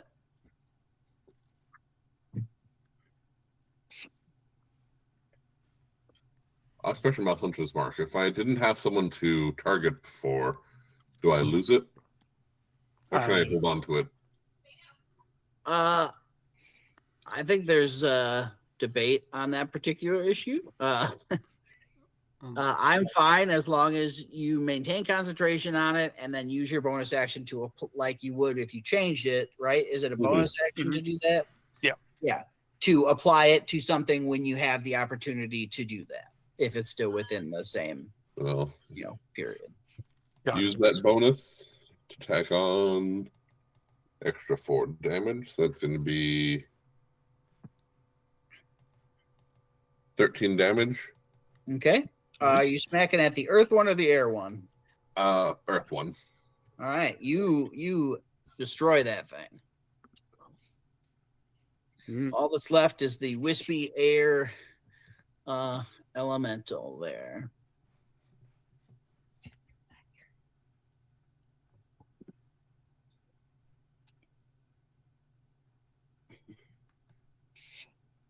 Sounds good.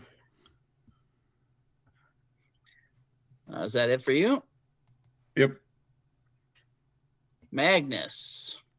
Hello. I will ask Elise what she is doing.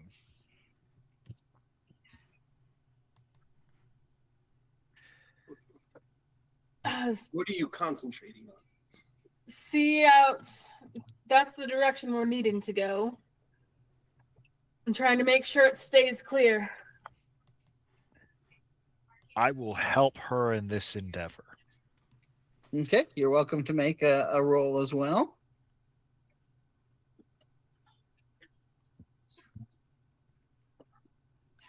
Eight. Oh no. Okay. Yeah, you two sort of feel like Elise did when she reached out. Like it's like, this stuff in the sky is orders of magnitude different than the stuff down that you dealt with here. Which Emerald knows was orders of magnitude different than the thing that he was able to say was kind of similar. All right. Gandor. We swing at the air. Swing at the air. We roll an 8. I don't understand how to hit air with a sword. I just sort of wave at it generally. That's me. All right. The air elemental It's just like desperately attempting. Man, I have rolled so bad for these guys. It's ridiculous. Well, All right, hope some of Emerald. us- All right. Wait. Before Emerald goes, Robert and others can notice that the sandwich on the table sort of begins like knitting itself back together, layer by layer. She has nothing to be concerned about. All right, Emerald. Finally, some good news. Yeah. Let's attack some air.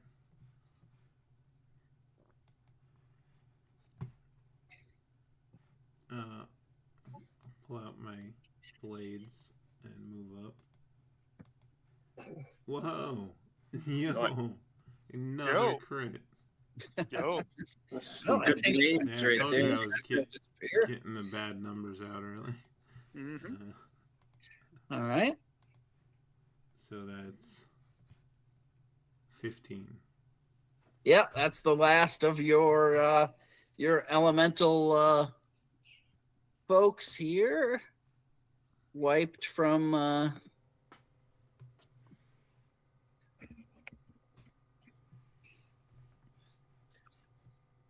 we could go off initiative here.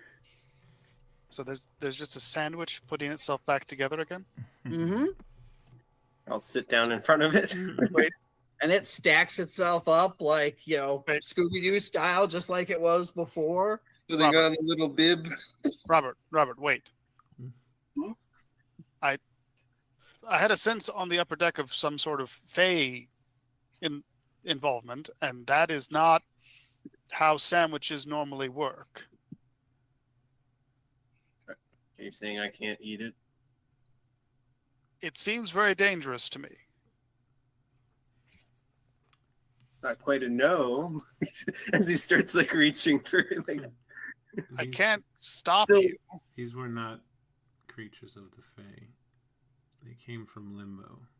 Whatever Mm. Fae properties they had simply emerged from fear of the Fae. Mm. I see. And can properties of Limbo put a sandwich back together? Yes, it can Well, that's what do the voice is more gonna than do. that. Hmm. But yes. What did you say, Robert? As he like is still like putting on some confidence. Yeah, the voice said, "Do you want to fix the sandwich?" I said, "Yes." What voice? One in my head, like the one that said there's something coming from the top deck, and everybody ran up. So far, the voices in my head have been 100% accurate so far. Said there was danger upstairs. Said there'd be a sandwich. Danger sandwich. I suppose you can't rule out all Fae activity. I'm only an expert on the Limbo side of things. Have you heard this voice before, Robert? Before today? Is it like the one that made you disappear back in Arkbridge? Or did it sound like Emerald? I don't like a voice. Can I roll for any kind of insight onto it, or is it kind of just a generic? Yeah, you're welcome to roll insight on it. Did Yeah. it sound like the thing with the deck of cards? I don't think so. He is not be observing you. Let's see. It's a 17. You do not recognize the voice as a given person that you have had a conversation with before. The best way you would be able to describe the voice was like friend shaped. Hand-shaped voice. I've never heard it before, but it was like a warm hug, an embrace of making me the sandwich. He starts like squishing it down. Emerald, could you ask Magnus and Elise to come down here. I think that Happy could benefit from magical examination. You see him just like disappointedly put the sandwich back down, sit back in the seat, and just let out a sigh. And then he looks at it and goes, "I won't let you out of my sight again. I'm sorry about before." Probably very concerning for someone who doesn't understand the love of a sailor. Say, do we get a message from Emerald? Yeah. Okay. Well, I'll. There just is say, a return of the voice, Robert, and it just asks whether or not the ingredients aren't up to your quality standards. What do you mean? The like there's like a shifting within the sandwich, and like if there's meat that you would have preferred but you didn't have on hand, there's like a change, and now it is what you would have preferred. rather, A slow shift of condiments to like the better stuff. rather than call That one them, pickle you had that one time that was just amazing is like now like sliced up in there. rather than call them, That's can not I good when you use detect More. thoughts to More. try and Oh, smarter. can I use detect thoughts to try and You absolutely can. tap into that connection? Yeah, you Cool. absolutely can. Hell yeah. And you sort of tap into this like back and forth convo that you only been hearing like one side of with Robert about them like so this like as they like build Robert his perfect sandwich. More. But there certainly is something to detect there. And it doesn't seem to be coming from like elsewhere in the room so much as the sandwich. It's the same. It's alive. Like Robert's like more, and it gets like longer. He's just gonna. We're keep saying pushing towards like party sub territory at this point. I'm pretty sure sandwiches don't do that. More. Agnes, Elise, His nose bleeding. Vander will shout for the magic people. Yeah. It's not ready yet. Can I say roll my- you're hearing a kind of stumbling limp. What is it? More monsters? More. Now there's just like an amazing sandwich on this table, and it's huge. Not Probably ready enough yet. for everybody. There's a No. voice in Robert's head, and Don't it's touch making his sandwich bigger. So I can pretty much tell it's like directly from the sandwich itself. Yeah. Do I need to roll anything to see if it's more complicated than that, or am I pretty much? I guess I don't exactly know what you mean by more I complicated. just mean like I guess. Like trying to you figure out if it's like with an who you are and intelligent- the background and bits with the detect thoughts and whatnot, you certainly get sort of like whatever you would call like the signature of chaotic limbo energy out of it. As the rest of the limbo energy in the surrounding ship is sort of dissipating. Yeah. This is like the last like coherent. You still sort of feel that pressure from high above, but Well, the power of limbo easily attaches to fears, but it also attaches to desire. In the same way that those creatures were corporeal once we imagined them, it appears the sandwich has gained some form of sentience because of Robert's cravings. I see. Well, I The think I sandwich? have a solution. Chain Robert in one of the other rooms, Drop my sword immediately. and we shall eat the sandwich. What if the sandwich is sentient? We shall eat the sandwich. I'm watching Robert as I say this. I think Robert said he just drew his sword. Yeah. Does the sandwich react? No, and Emerald knows that there wasn't any sort of like draw your sword, like there wasn't any sort of pressure. This was fully on Robert drawing his own sword. Okay. The I only- think Go ahead.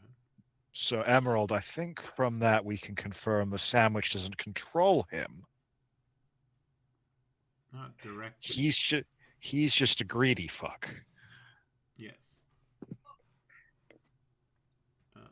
He'll get full and pass out from eating sandwich, I imagine, eventually. That's what you think. I'm It's, worried. It's just how biology works, really. There's a smell in the air as the bread becomes like fresh baked. I'm concerned that if the sandwich is sentient, it'd be cannibalism to eat it. Oh, Robert just Only starts. for another eating. sandwich Once it to eat it. becomes a It's once it only- becomes a moral debate, Robert just starts eating. Only if another sandwich eats it, technically. Say, wait. Just let it go. It's like Uh, watching a Emerald, dog. there eat a is a squirrel. continued back and forth as sandwich parts are eaten and like critique and improvements and like it starts out as maybe the best sandwich you've ever had and like just keeps getting better. Be careful, Happy. You're going to ruin sandwiches for yourself forever. At this rate, He just keeps eating. maybe that's a good. Maybe this will cure his sandwich addiction. Say, is he making progress? He's making progress. Okay. Yeah, Magnus is going to pull up one of these barrels. I Take a rage seat. again and just start eating more. Take a seat and just start taking notes as Robert houses It's like just anytime anybody makes a feet of sudden move, sandwich. there's like a growl. He got punched over the table. Like starts eating at a different end, like just like Smeagling. I think Gander is genuinely worried. But we'll just watch him eat this sandwich. Candor, if I might make a suggestion. He's going to need soup to wash this down. I'm torn because the ship was attacked. I should make sure the rest of the crew is well. If you and Emerald would supervise, I'll come back and make him some stew once I'm sure everyone else is all right. Thin soup. He's probably going to have an upset stomach after this. Mm, That would be super. chicken broth. And Gander will head up and just check in with the poop deck and every individual sailor. He's probably learned everyone's name by now because he's that kind of a dude. And just checks in with everybody, make sure everybody's copacetic before coming back down. Is everybody copacetic? Whatever copacetic means. Yes. Yeah. He's okay.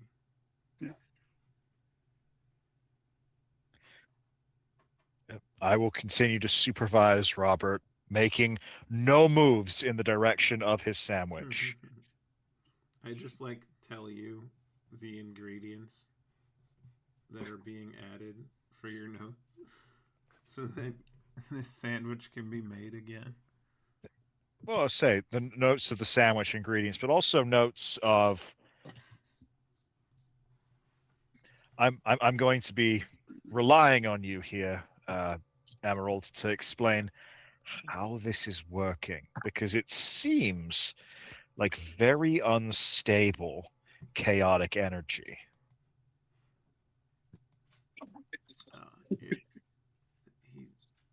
He simply has tremendous desire coupled with little more tremendous willpower, but in the direction of food. No, Dejan.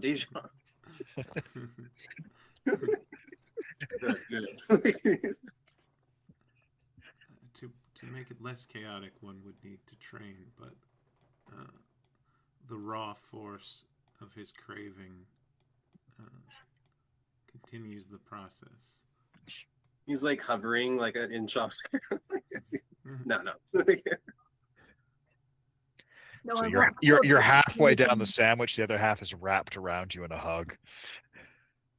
You see, like at one point he does like the full, like his jaw just gets longer and he's able to eat more than you'd expect.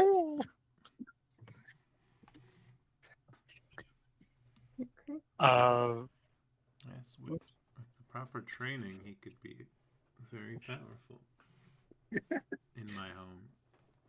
If you need someone to create food, I think there would be none with he'd be without equal if you could get him to share. Yes, that seems to be the problem. Goes around the mass.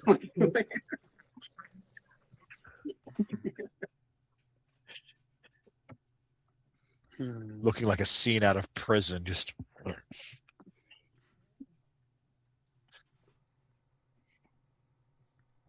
I think after Right. the minute of detect thoughts ends, I'll just go above to the deck. I guess he's at least still trying to like muscle that. Yeah. So as things sort of settle down, there is, again, like at the beginning, a loud cracking snap. A number of bits of this chaos lightning strike into the obsidian spire, and then there is a slamming shut, starting at the center and shooting out in the various directions. Most of them disappear over the horizon in the distance. There is a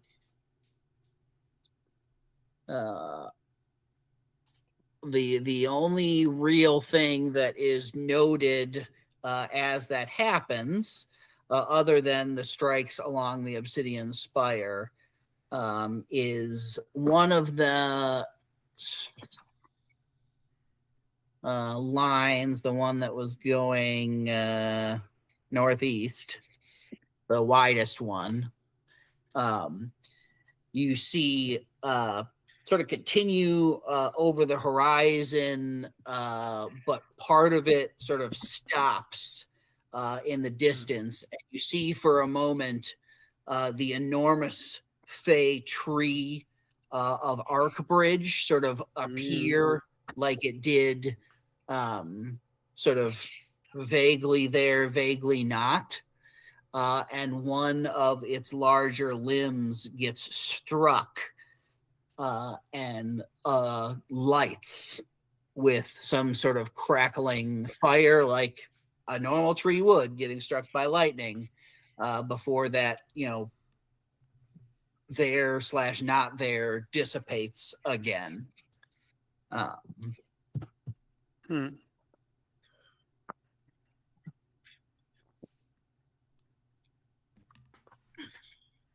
Does that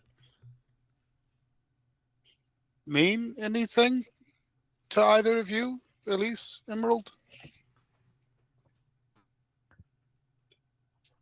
I don't.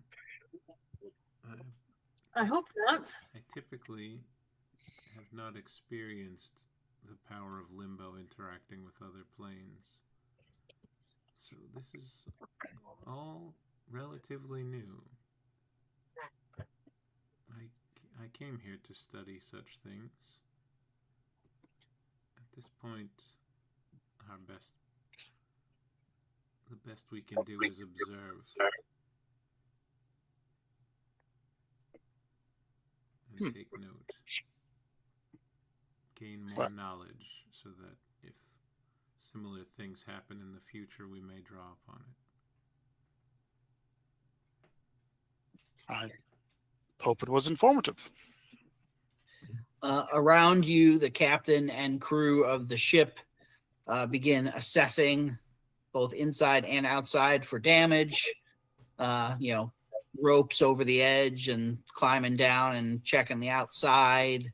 A couple of the sailors dive beneath the ship.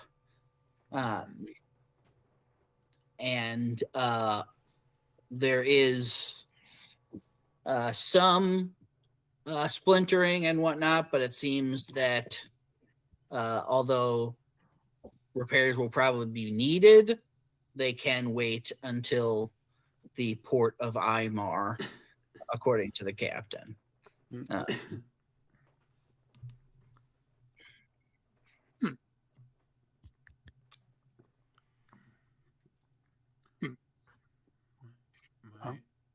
are two options. Either it is very good that my people are at the mouth of the breach, or my people caused it. But I suppose in general, the fact that there is Earths near the rift is the best case scenario. Right. Yeah. As you guys have, feel free to continue going back and forth, but after the repair check, the captain, the mast seems to be in functional order. Like, a surprising lack of damage for what happened. The captain, vigorously shakes hands with those of you he comes across during his inspection, thanking you for the protection of the ship, and then gets underway for the port of the Obsidian Spire, which you're going to stop at before heading south to Aymar. Oh. And you should get there in only less than a couple hours. So, well, that's enough time to go down and see if Robert has turned into a monster. I would also like to tell Emerald about the things I was seeing in the sky to find out if they're was I seeing through a veil into limbo, is what she's wondering.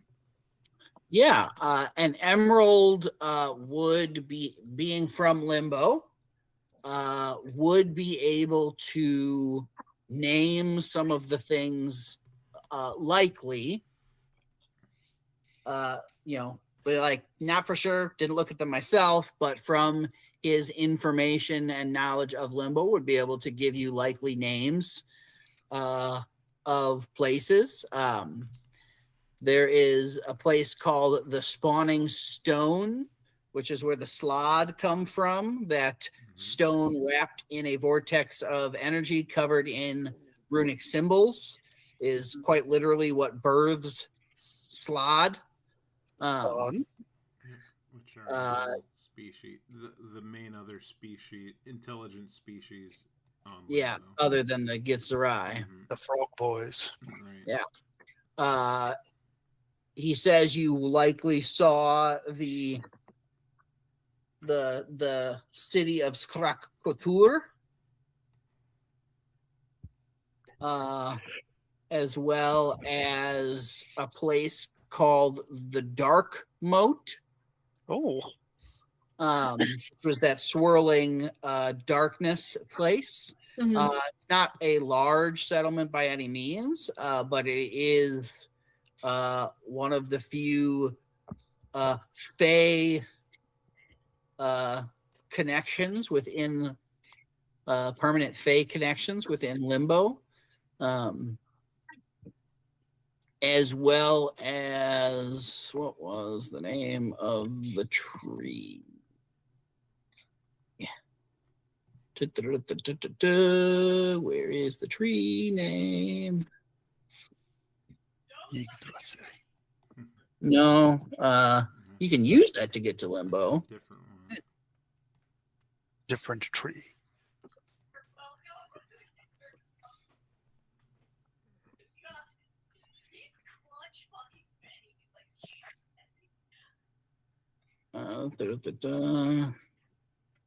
Where is it?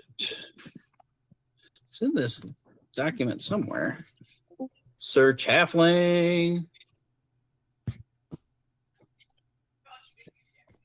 Barnstable. Barnstable.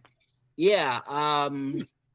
There was a rift during the crazy planar shenanigans. There was a halfling village that was built in and around an enormous tree that got ripped wholesale into Limbo.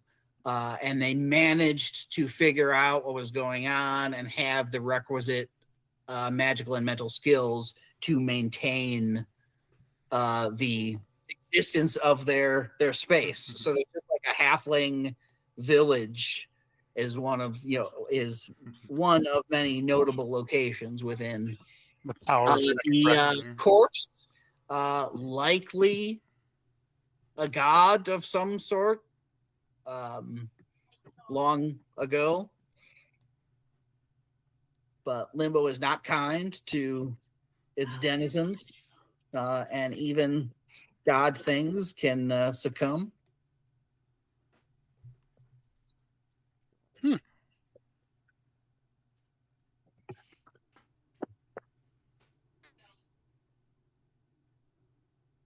Is there anything anyone wants to do in these couple hours? I guess Happy's eating.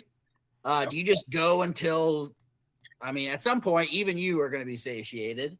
So I think because for the sandwich, I think it's like the sandwich wants to be the perfect sandwich. It really does. It's one of those things where it's as much as like as soon as Happy is like at the point of being like I'm full is when the sandwich is done. So it's like he gets that last bite, and it's the most satisfying last bite because he hasn't felt full ever, and now he suddenly probably doesn't want to eat for at least an hour or so. But yeah, it's very feels completely satisfied by the sandwich. You see him, he's sort of calm. At this point, like completely calms down and is suddenly in the like most mellow, like calm, like he starts talking to the crew just like small talk, like it's like he acts like very very nonchalant, like, oh, how's it going, nice to see you, it's like the most unwound he's ever been. And then he does that for like 15 minutes and then falls asleep and is just out for the rest of the trip, like completely like log snoring in a hammock. But for 15 minutes he's the calmest and nicest he's ever been. Love it. I will hit my arcane recovery. Okay. Candor, were you gonna? I'm very concerned about Happy. That's all. All right. Robert is behaving differently after having eaten a talking sandwich. But sandwich. It didn't talk out loud. Okay. He ate a thinking sandwich, and I got just somehow even worse. Just having a hard time wrapping his head around that. Maybe like before he goes to bed, he like looks at like before he goes to sleep, he's like, maybe there is good in the world, and then he like turns and rolls. I'll just maybe there is hope. Look over to Magnus.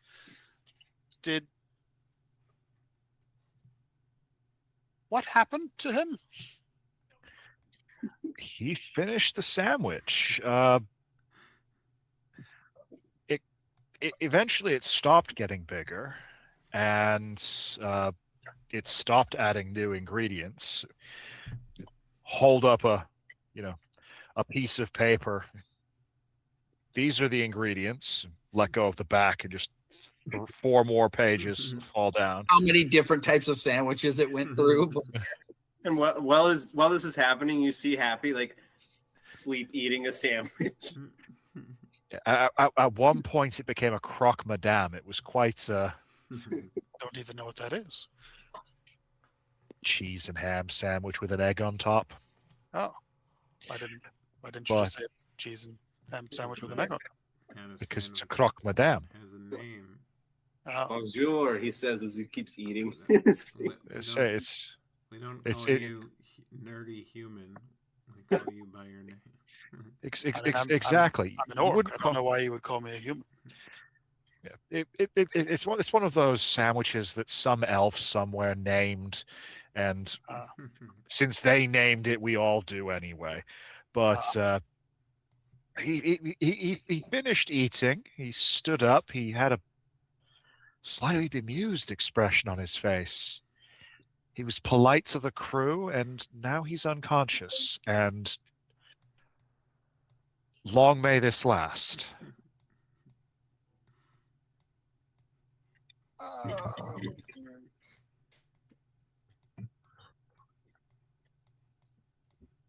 Sure.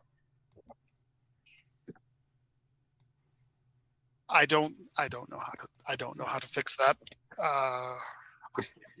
Don't think you have to try.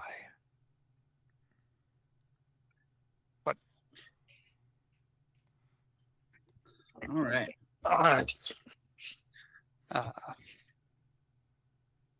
Kander makes some broth and leaves it out.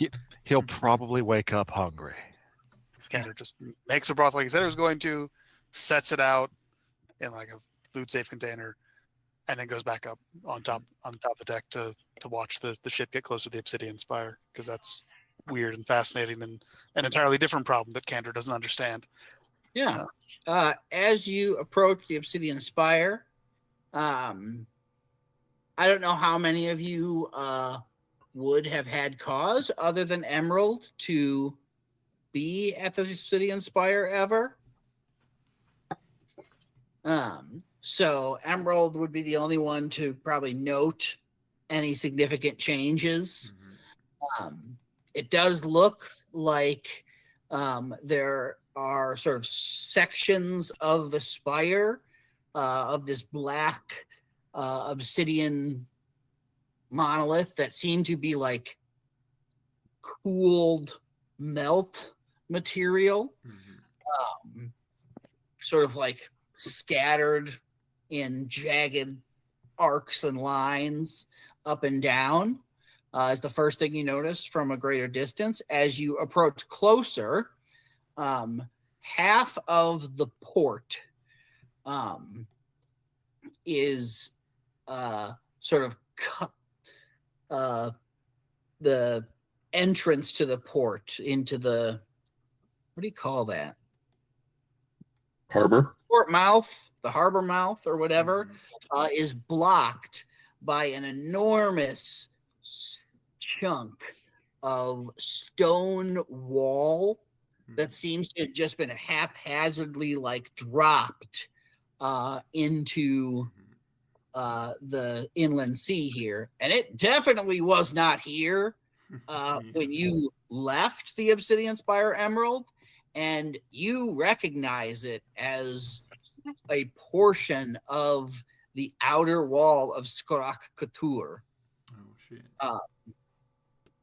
That has somehow fallen out of limbo and into the sea here.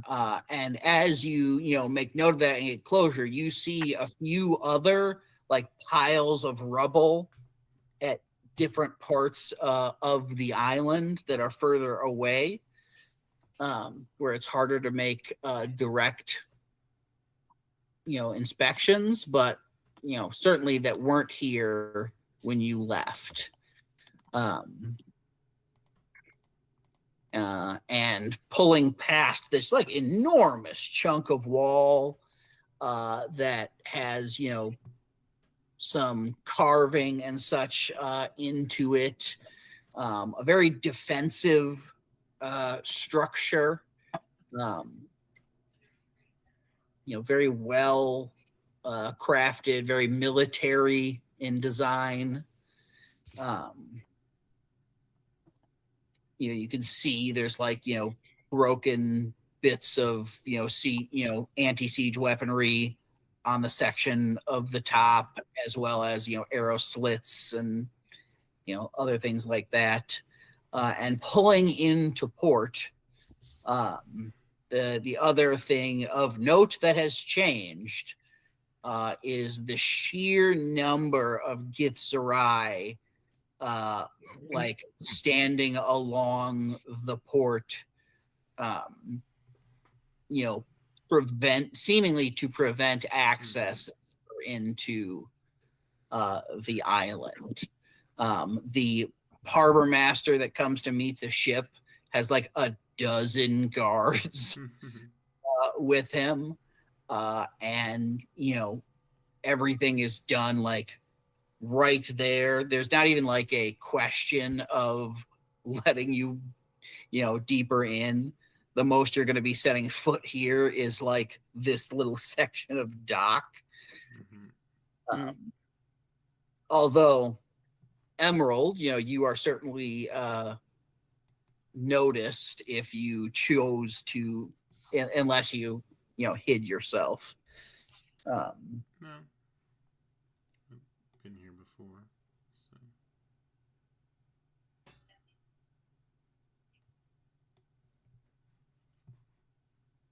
So. But even to you, Emerald, nobody is forthcoming. Yeah. Gander would probably. Oh, sorry. I was just gonna say. So they're basically gonna allow us to dock here, repair, but we can't go in. Yeah, they're you unload what you're here to unload, and we'll bring out what you. Is this behavior? I'll ask one of the sailors. Typically, how they greet ships, or is this likely a reaction of whatever's going on?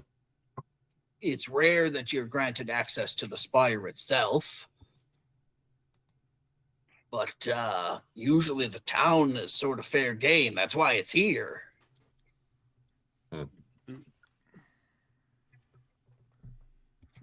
Some adventurers get access to the dungeon spire, but the upper levels are, well, I've never heard of anybody being allowed. Well, except for, I think, wasn't there that one, like he looks at one of his other companions and they like go back and forth about some rumor about like a diplomatic something that came to the yacht, like to go to Skruck Couture and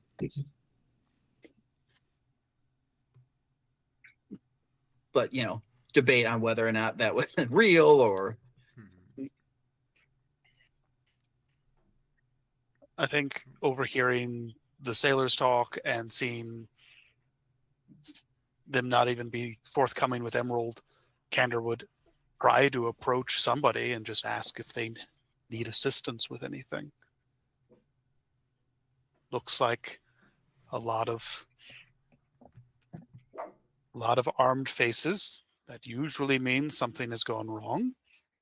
If you require assistance, I'm Kander of the Lead. I'm a Silver Shield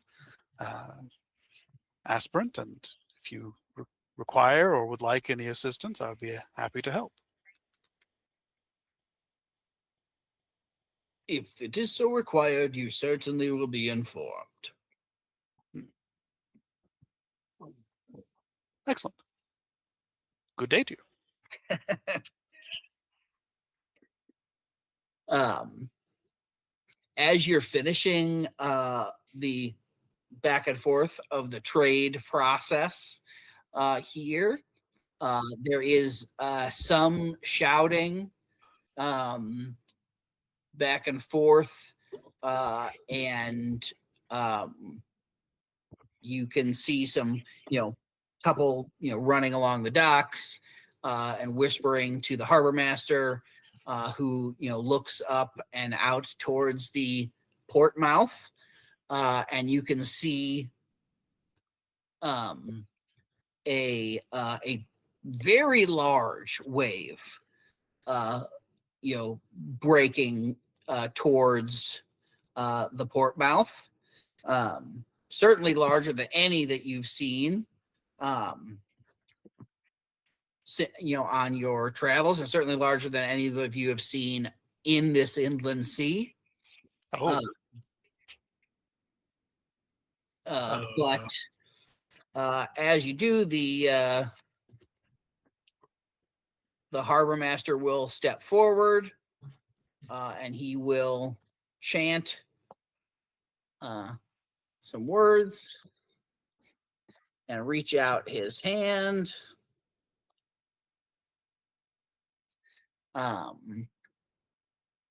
And a couple of the guards nearby will do the same.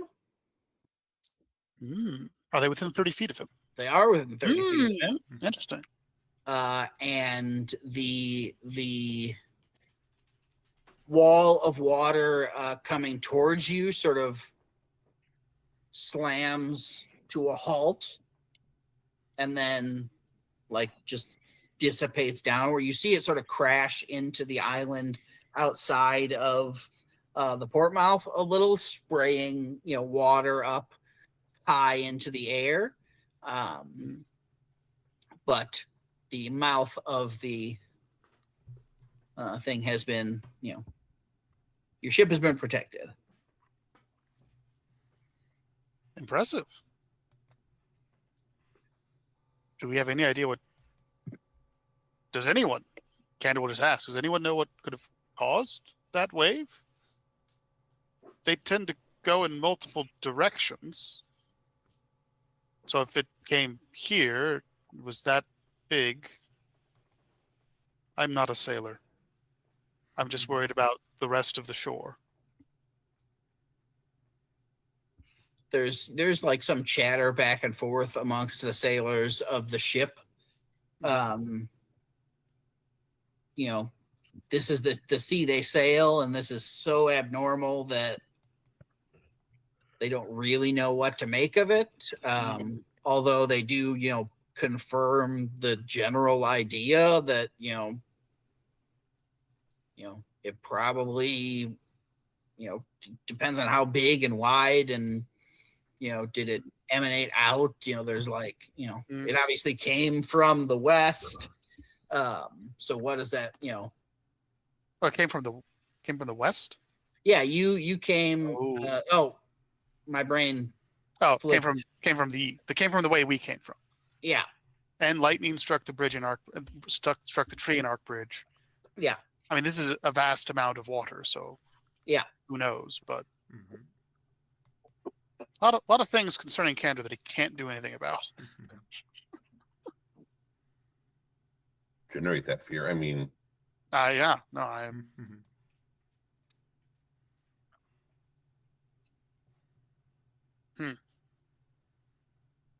Yeah. All right. And then the ship gets on its way and begins the journey southward to Aymar.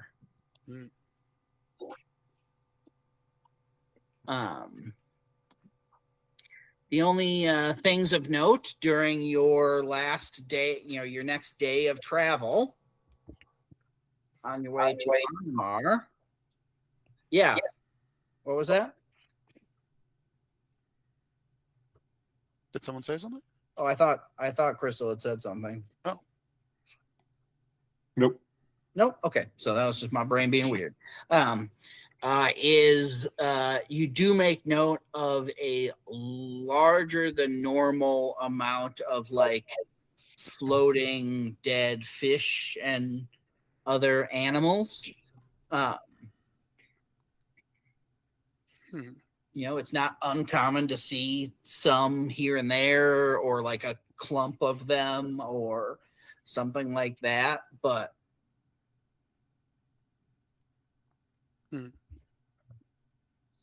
Far more than usual. far more than usual. Gojira. As we travel, Mhm.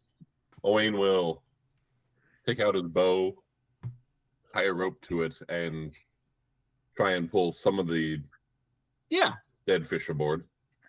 I'm Better assuming be that eaten you would than like to left. make some sort of investigation check. Sure. That I'll help. was not my intention, but that seems wise. Help. You want to help? Help. Can I help? Yeah. At least make it instead. Yep.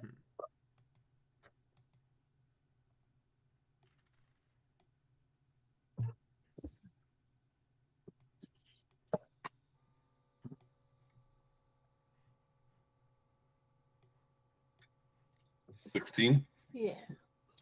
Yeah, your best guess is sort of hard impact, sort of bludgeoning damage to the ones you pull aboard. Fish have been squished. Squish fish. That fits with something falling out of limbo into the sea, creating a giant wave, and also like pressure crushing a bunch of fish. Or maybe something else, but I don't know. Strange. Yes.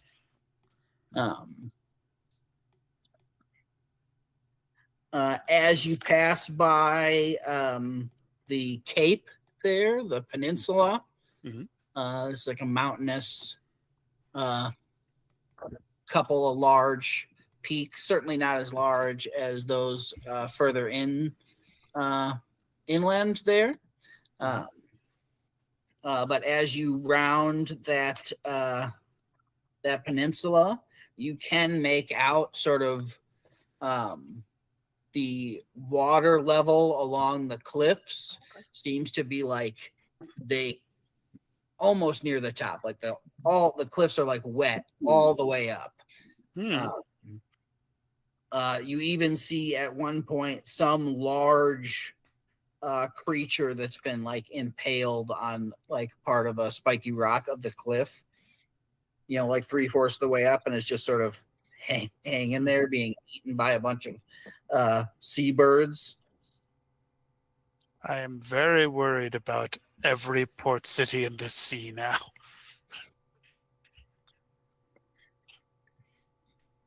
So is Campbell.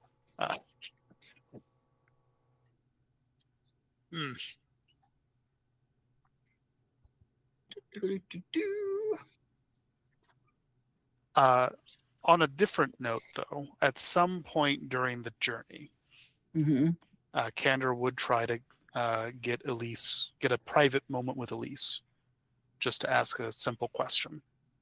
Okay, you're welcome to do that. One second, Crystal, just a way to grab some water. Okay, never mind. Candor fails to do this. There's always someone around. There's no privacy on a ship.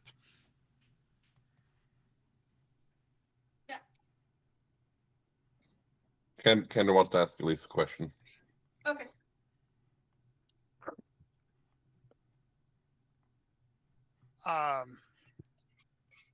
And he sort of does his best to kind of get it, so it's just the two of you.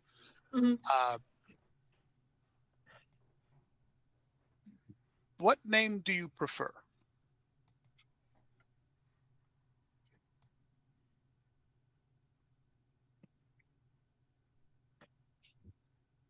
I mean,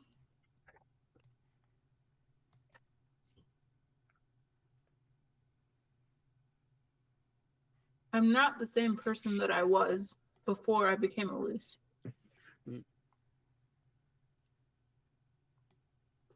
So at least for now, I think that's who I am. All right. I just wanted to make sure I wasn't using the wrong name. Thank you. Don't you dead name me. All right. And then he'll just sort of smile in a warm and warm and comforting way, and then exit the conversation. I just wanted to make sure it wasn't that he's been thinking about that since the gate at our bridge. She definitely, like, I imagine there's a little bit more conversation than that. Probably. Not much.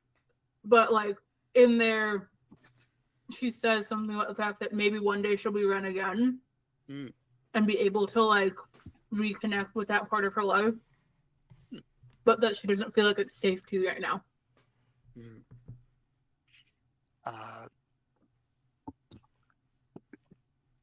Well, for my part, I hope to make it as safe for you to be whoever you would like as possible. And the Oathhold is a safe place in Imar. Although, have you ever met a plasmoid? No? All right. Don't be alarmed. They're very kind. Although your anxieties do not abate entirely, Kandor, as you sort of round the cape and move in the direction of Imar, you do notice sort of a lowering of the water level, as if the cape itself seems to have been between whatever happened, although it does seem higher than it should. And upon approaching, nearing the harbor mouth for Imar, you do make note of a couple of ships that have shattered themselves along the coast. But barring the captain's spyglass, you do make note of the glint of silver along the beach, as at least some of your brethren are out there doing what they can for the ships that have run aground. There does seems to be not a total destruction, but a fair amount of damage to the piers, a number of ships that have been run against, the stone dock ends where the dock meets the city. And again, as you sort of pull into the port, you can see a number of glints of silver here and there amongst the damage and the wreckage. There is, all the piers seem to have sustained some damage, but they're not all as bad as others. And a silver shield, a low ranking, what are the newbie dudes like you again? Dudes like me are aspirants. Aspirant. Yeah. A aspirant with silver wings that you recognize coming from a magic item that is used often by your order. There's a few of them like sort of circling around the port mouth, and one of them comes and lands on your ship and gives like guidance to where to anchor up. He does obviously notice you. Hello. And there, some back and forth. Any news? You're welcome to, ask whatever you might want to ask. Any news? What happened? Any casualties? What? Well, I'm assuming, I'm surprised you're the first ship to come in since the wave. A few of them Well, I'm sure you saw on the way in. Hmm. Not sure about the total number of casualties or whatever out on the sea, but I know that the Oathhold sent people up the coast in both directions. Any idea beyond? Well, we saw there was lightning of some sort. Candor explains everything that has happened at sea. About like he starts writing stuff down, and then as you sort of like keep going, he pauses and says, "I'm sure I am not the one that you should be telling this to." Oh, well, but you asked. Yes. My point being, I will find you. I will make sure you have an appointment. I was to report to the Oathhold anyway. I have people that need to be there and a report to make unrelated to this, but advance warning would help. So thank you. Very good.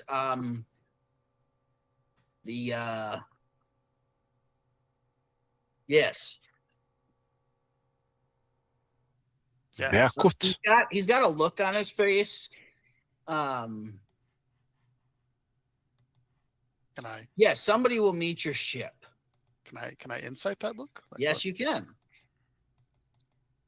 15. He flinches at the mention of the Oathhold. Is something wrong? I'm sure somebody will meet you when you come ashore. I noticed that you flinched when I mentioned the Oathhold. Is there something wrong? You'll have your meeting somewhere else, I'm sure. And then he'll run, step off the edge of the ship and fly away. That's unusual. Well, I will share this with everyone in the party, especially the people who are going to the Oathhold. Yeah. Because I promised sanctuary. So as you pull into your assigned berth, describe to me, what does the city of Eimar look like from its, it can be general. Wrote a whole last document about this. To the sort of north of the city, there's a sort of very tall sort of sea cliff. And the most sort of prominent feature of the city is probably the Precipice Keep, which is much like the castle in The Last Unicorn, is built like unsafely at the edge of this seamount. Yes. And serves as a lighthouse for the harbor below.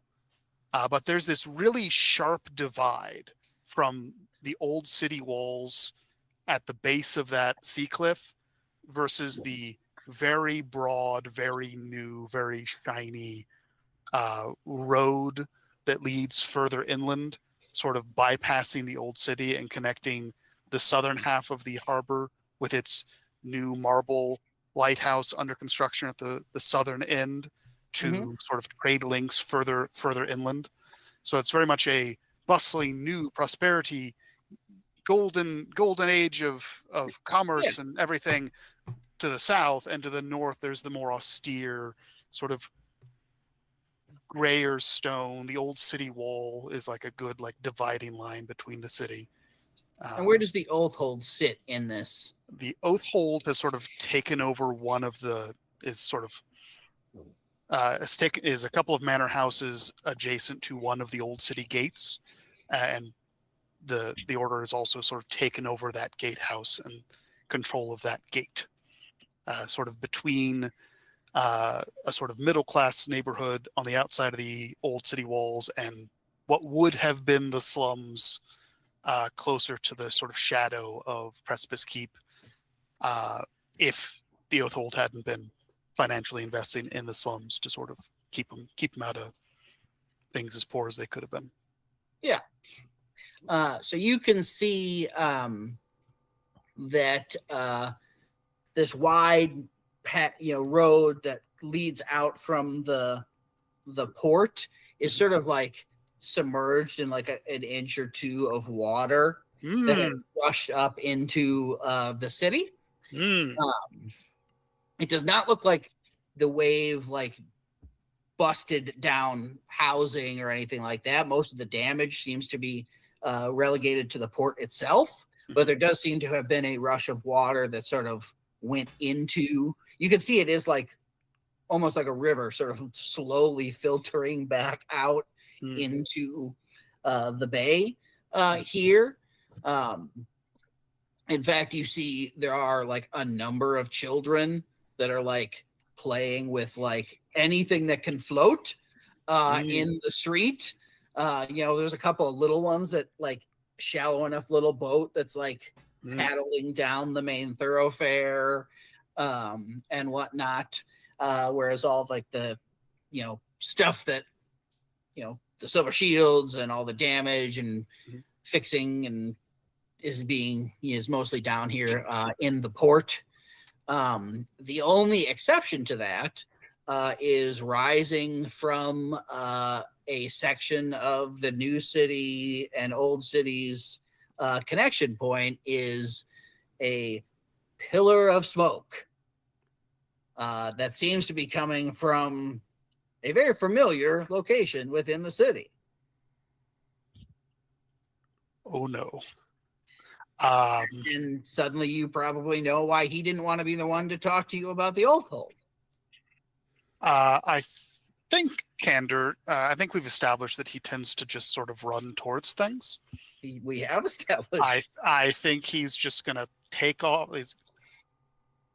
I think he's just going to take off running towards the oath hold. Okay.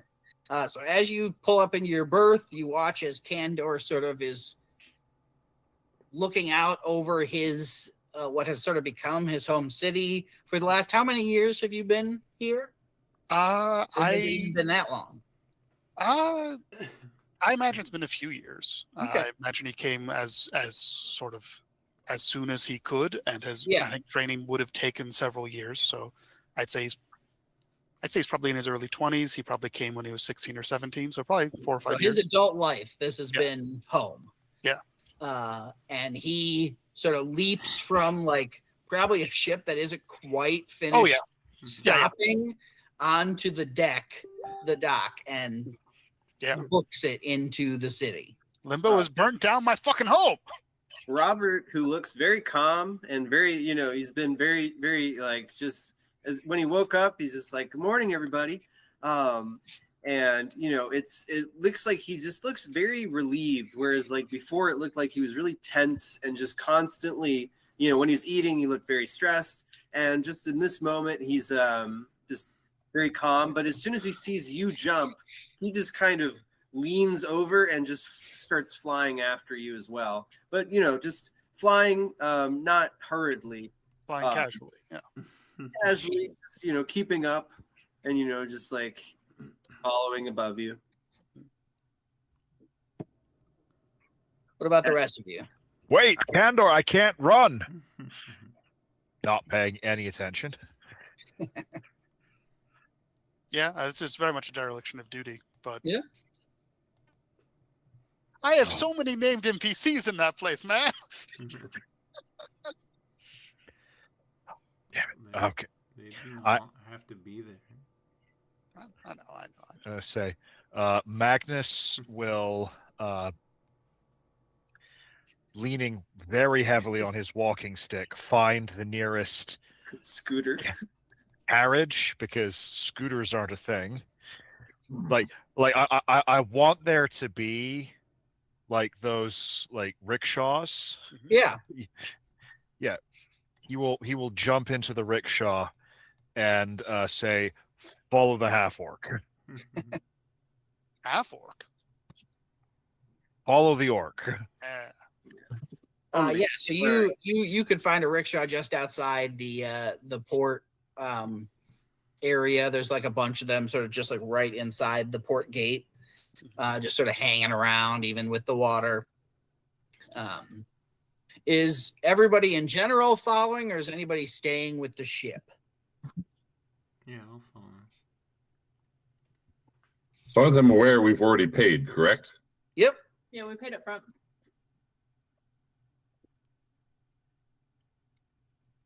I see no reason to stay with the ship.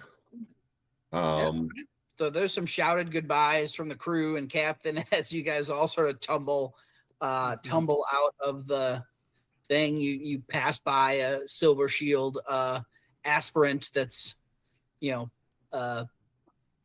doing some stuff with the, meeting the ship. And you just begin sort of following in like a train line through the city. It seems pretty obvious that where he is, running to. And even if you lost him, you could ask, where the Oathhold was or follow the smoke. Mm-hmm.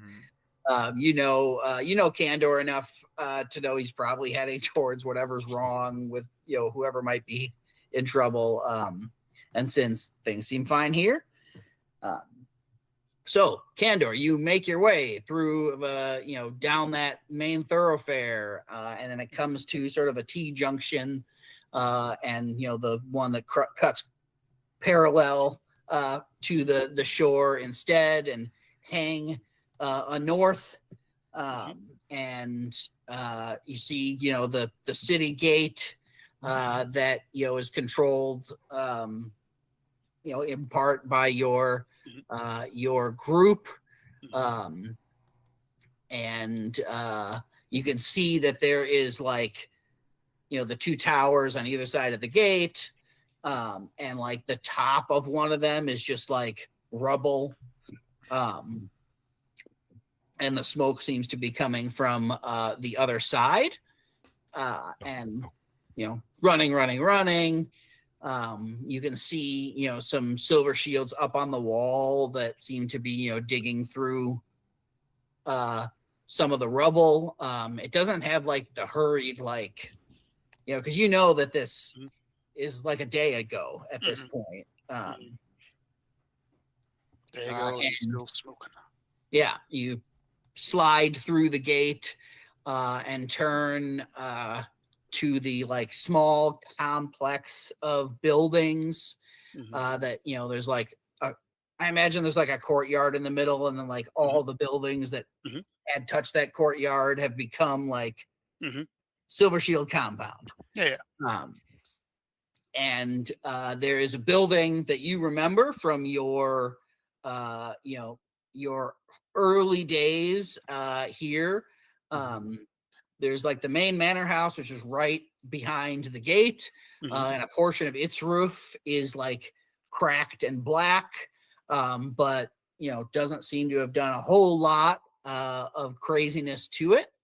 But the building on the opposite side of the courtyard, where you stayed when you first came, is almost entirely rubble. That it is where most of the early aspirants spent. Yeah, it's early days. barracks. Yeah, that's our dormitory. Yeah. Oh fuck.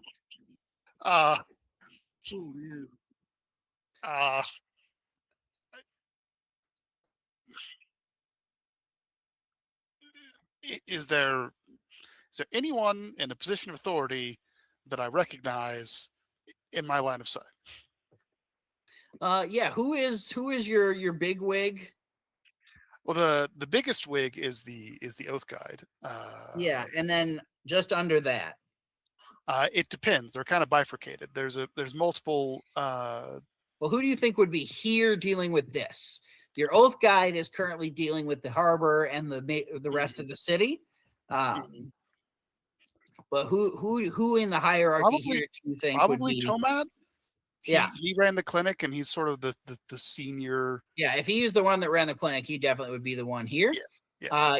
Where the clinic is, so you can sort of just burst past. Nobody stops you, and you burst in, and there's like a lot of the beds are full. I report for duty. I've got lay on hands.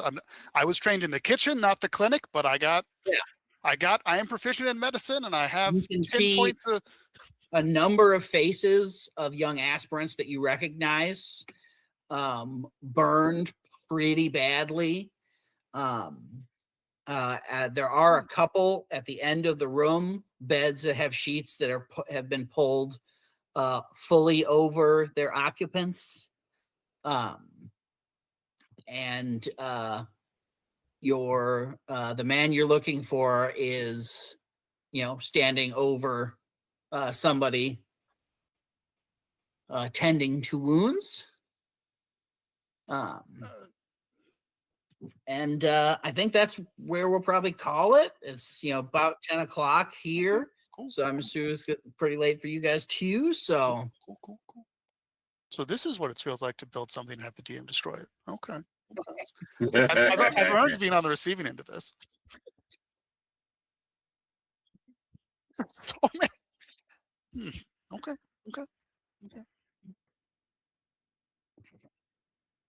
yeah, like I said, the only building that seems to be like majorly damaged is that particular one.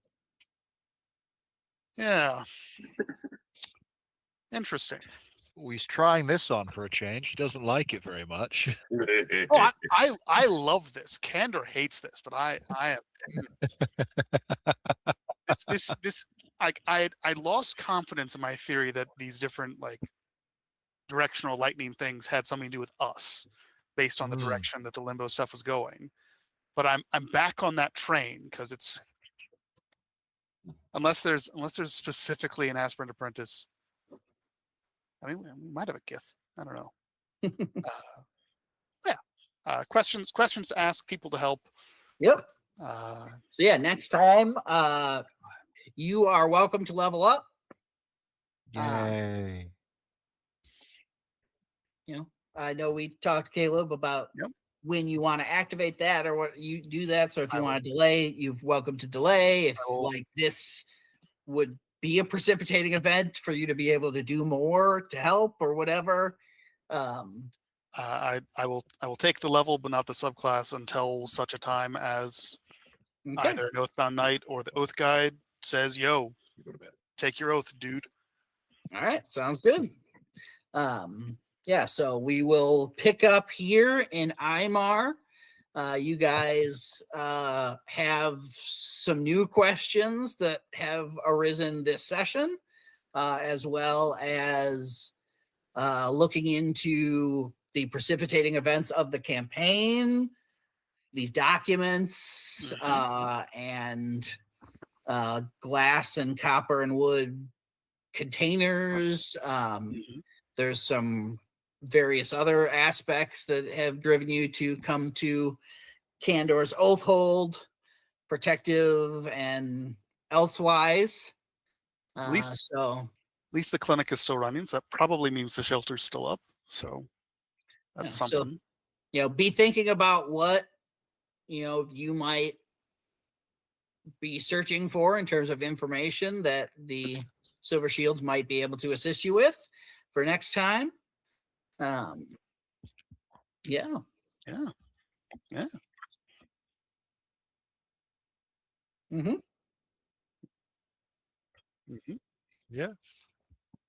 Funsies. Oh shit! I was muted. That's okay. My dog was barking before. But yeah, we'll be back in 2 weeks with this, and 1 week with Daggerheart. So yeah, as we wind down the stream, hope you had fun. Hope you had a laugh, even if it was at our expense. And we hope that if anything's weighing on you, it feels lighter after hanging out online with friends. And until next time, bye. Oh yeah. Great.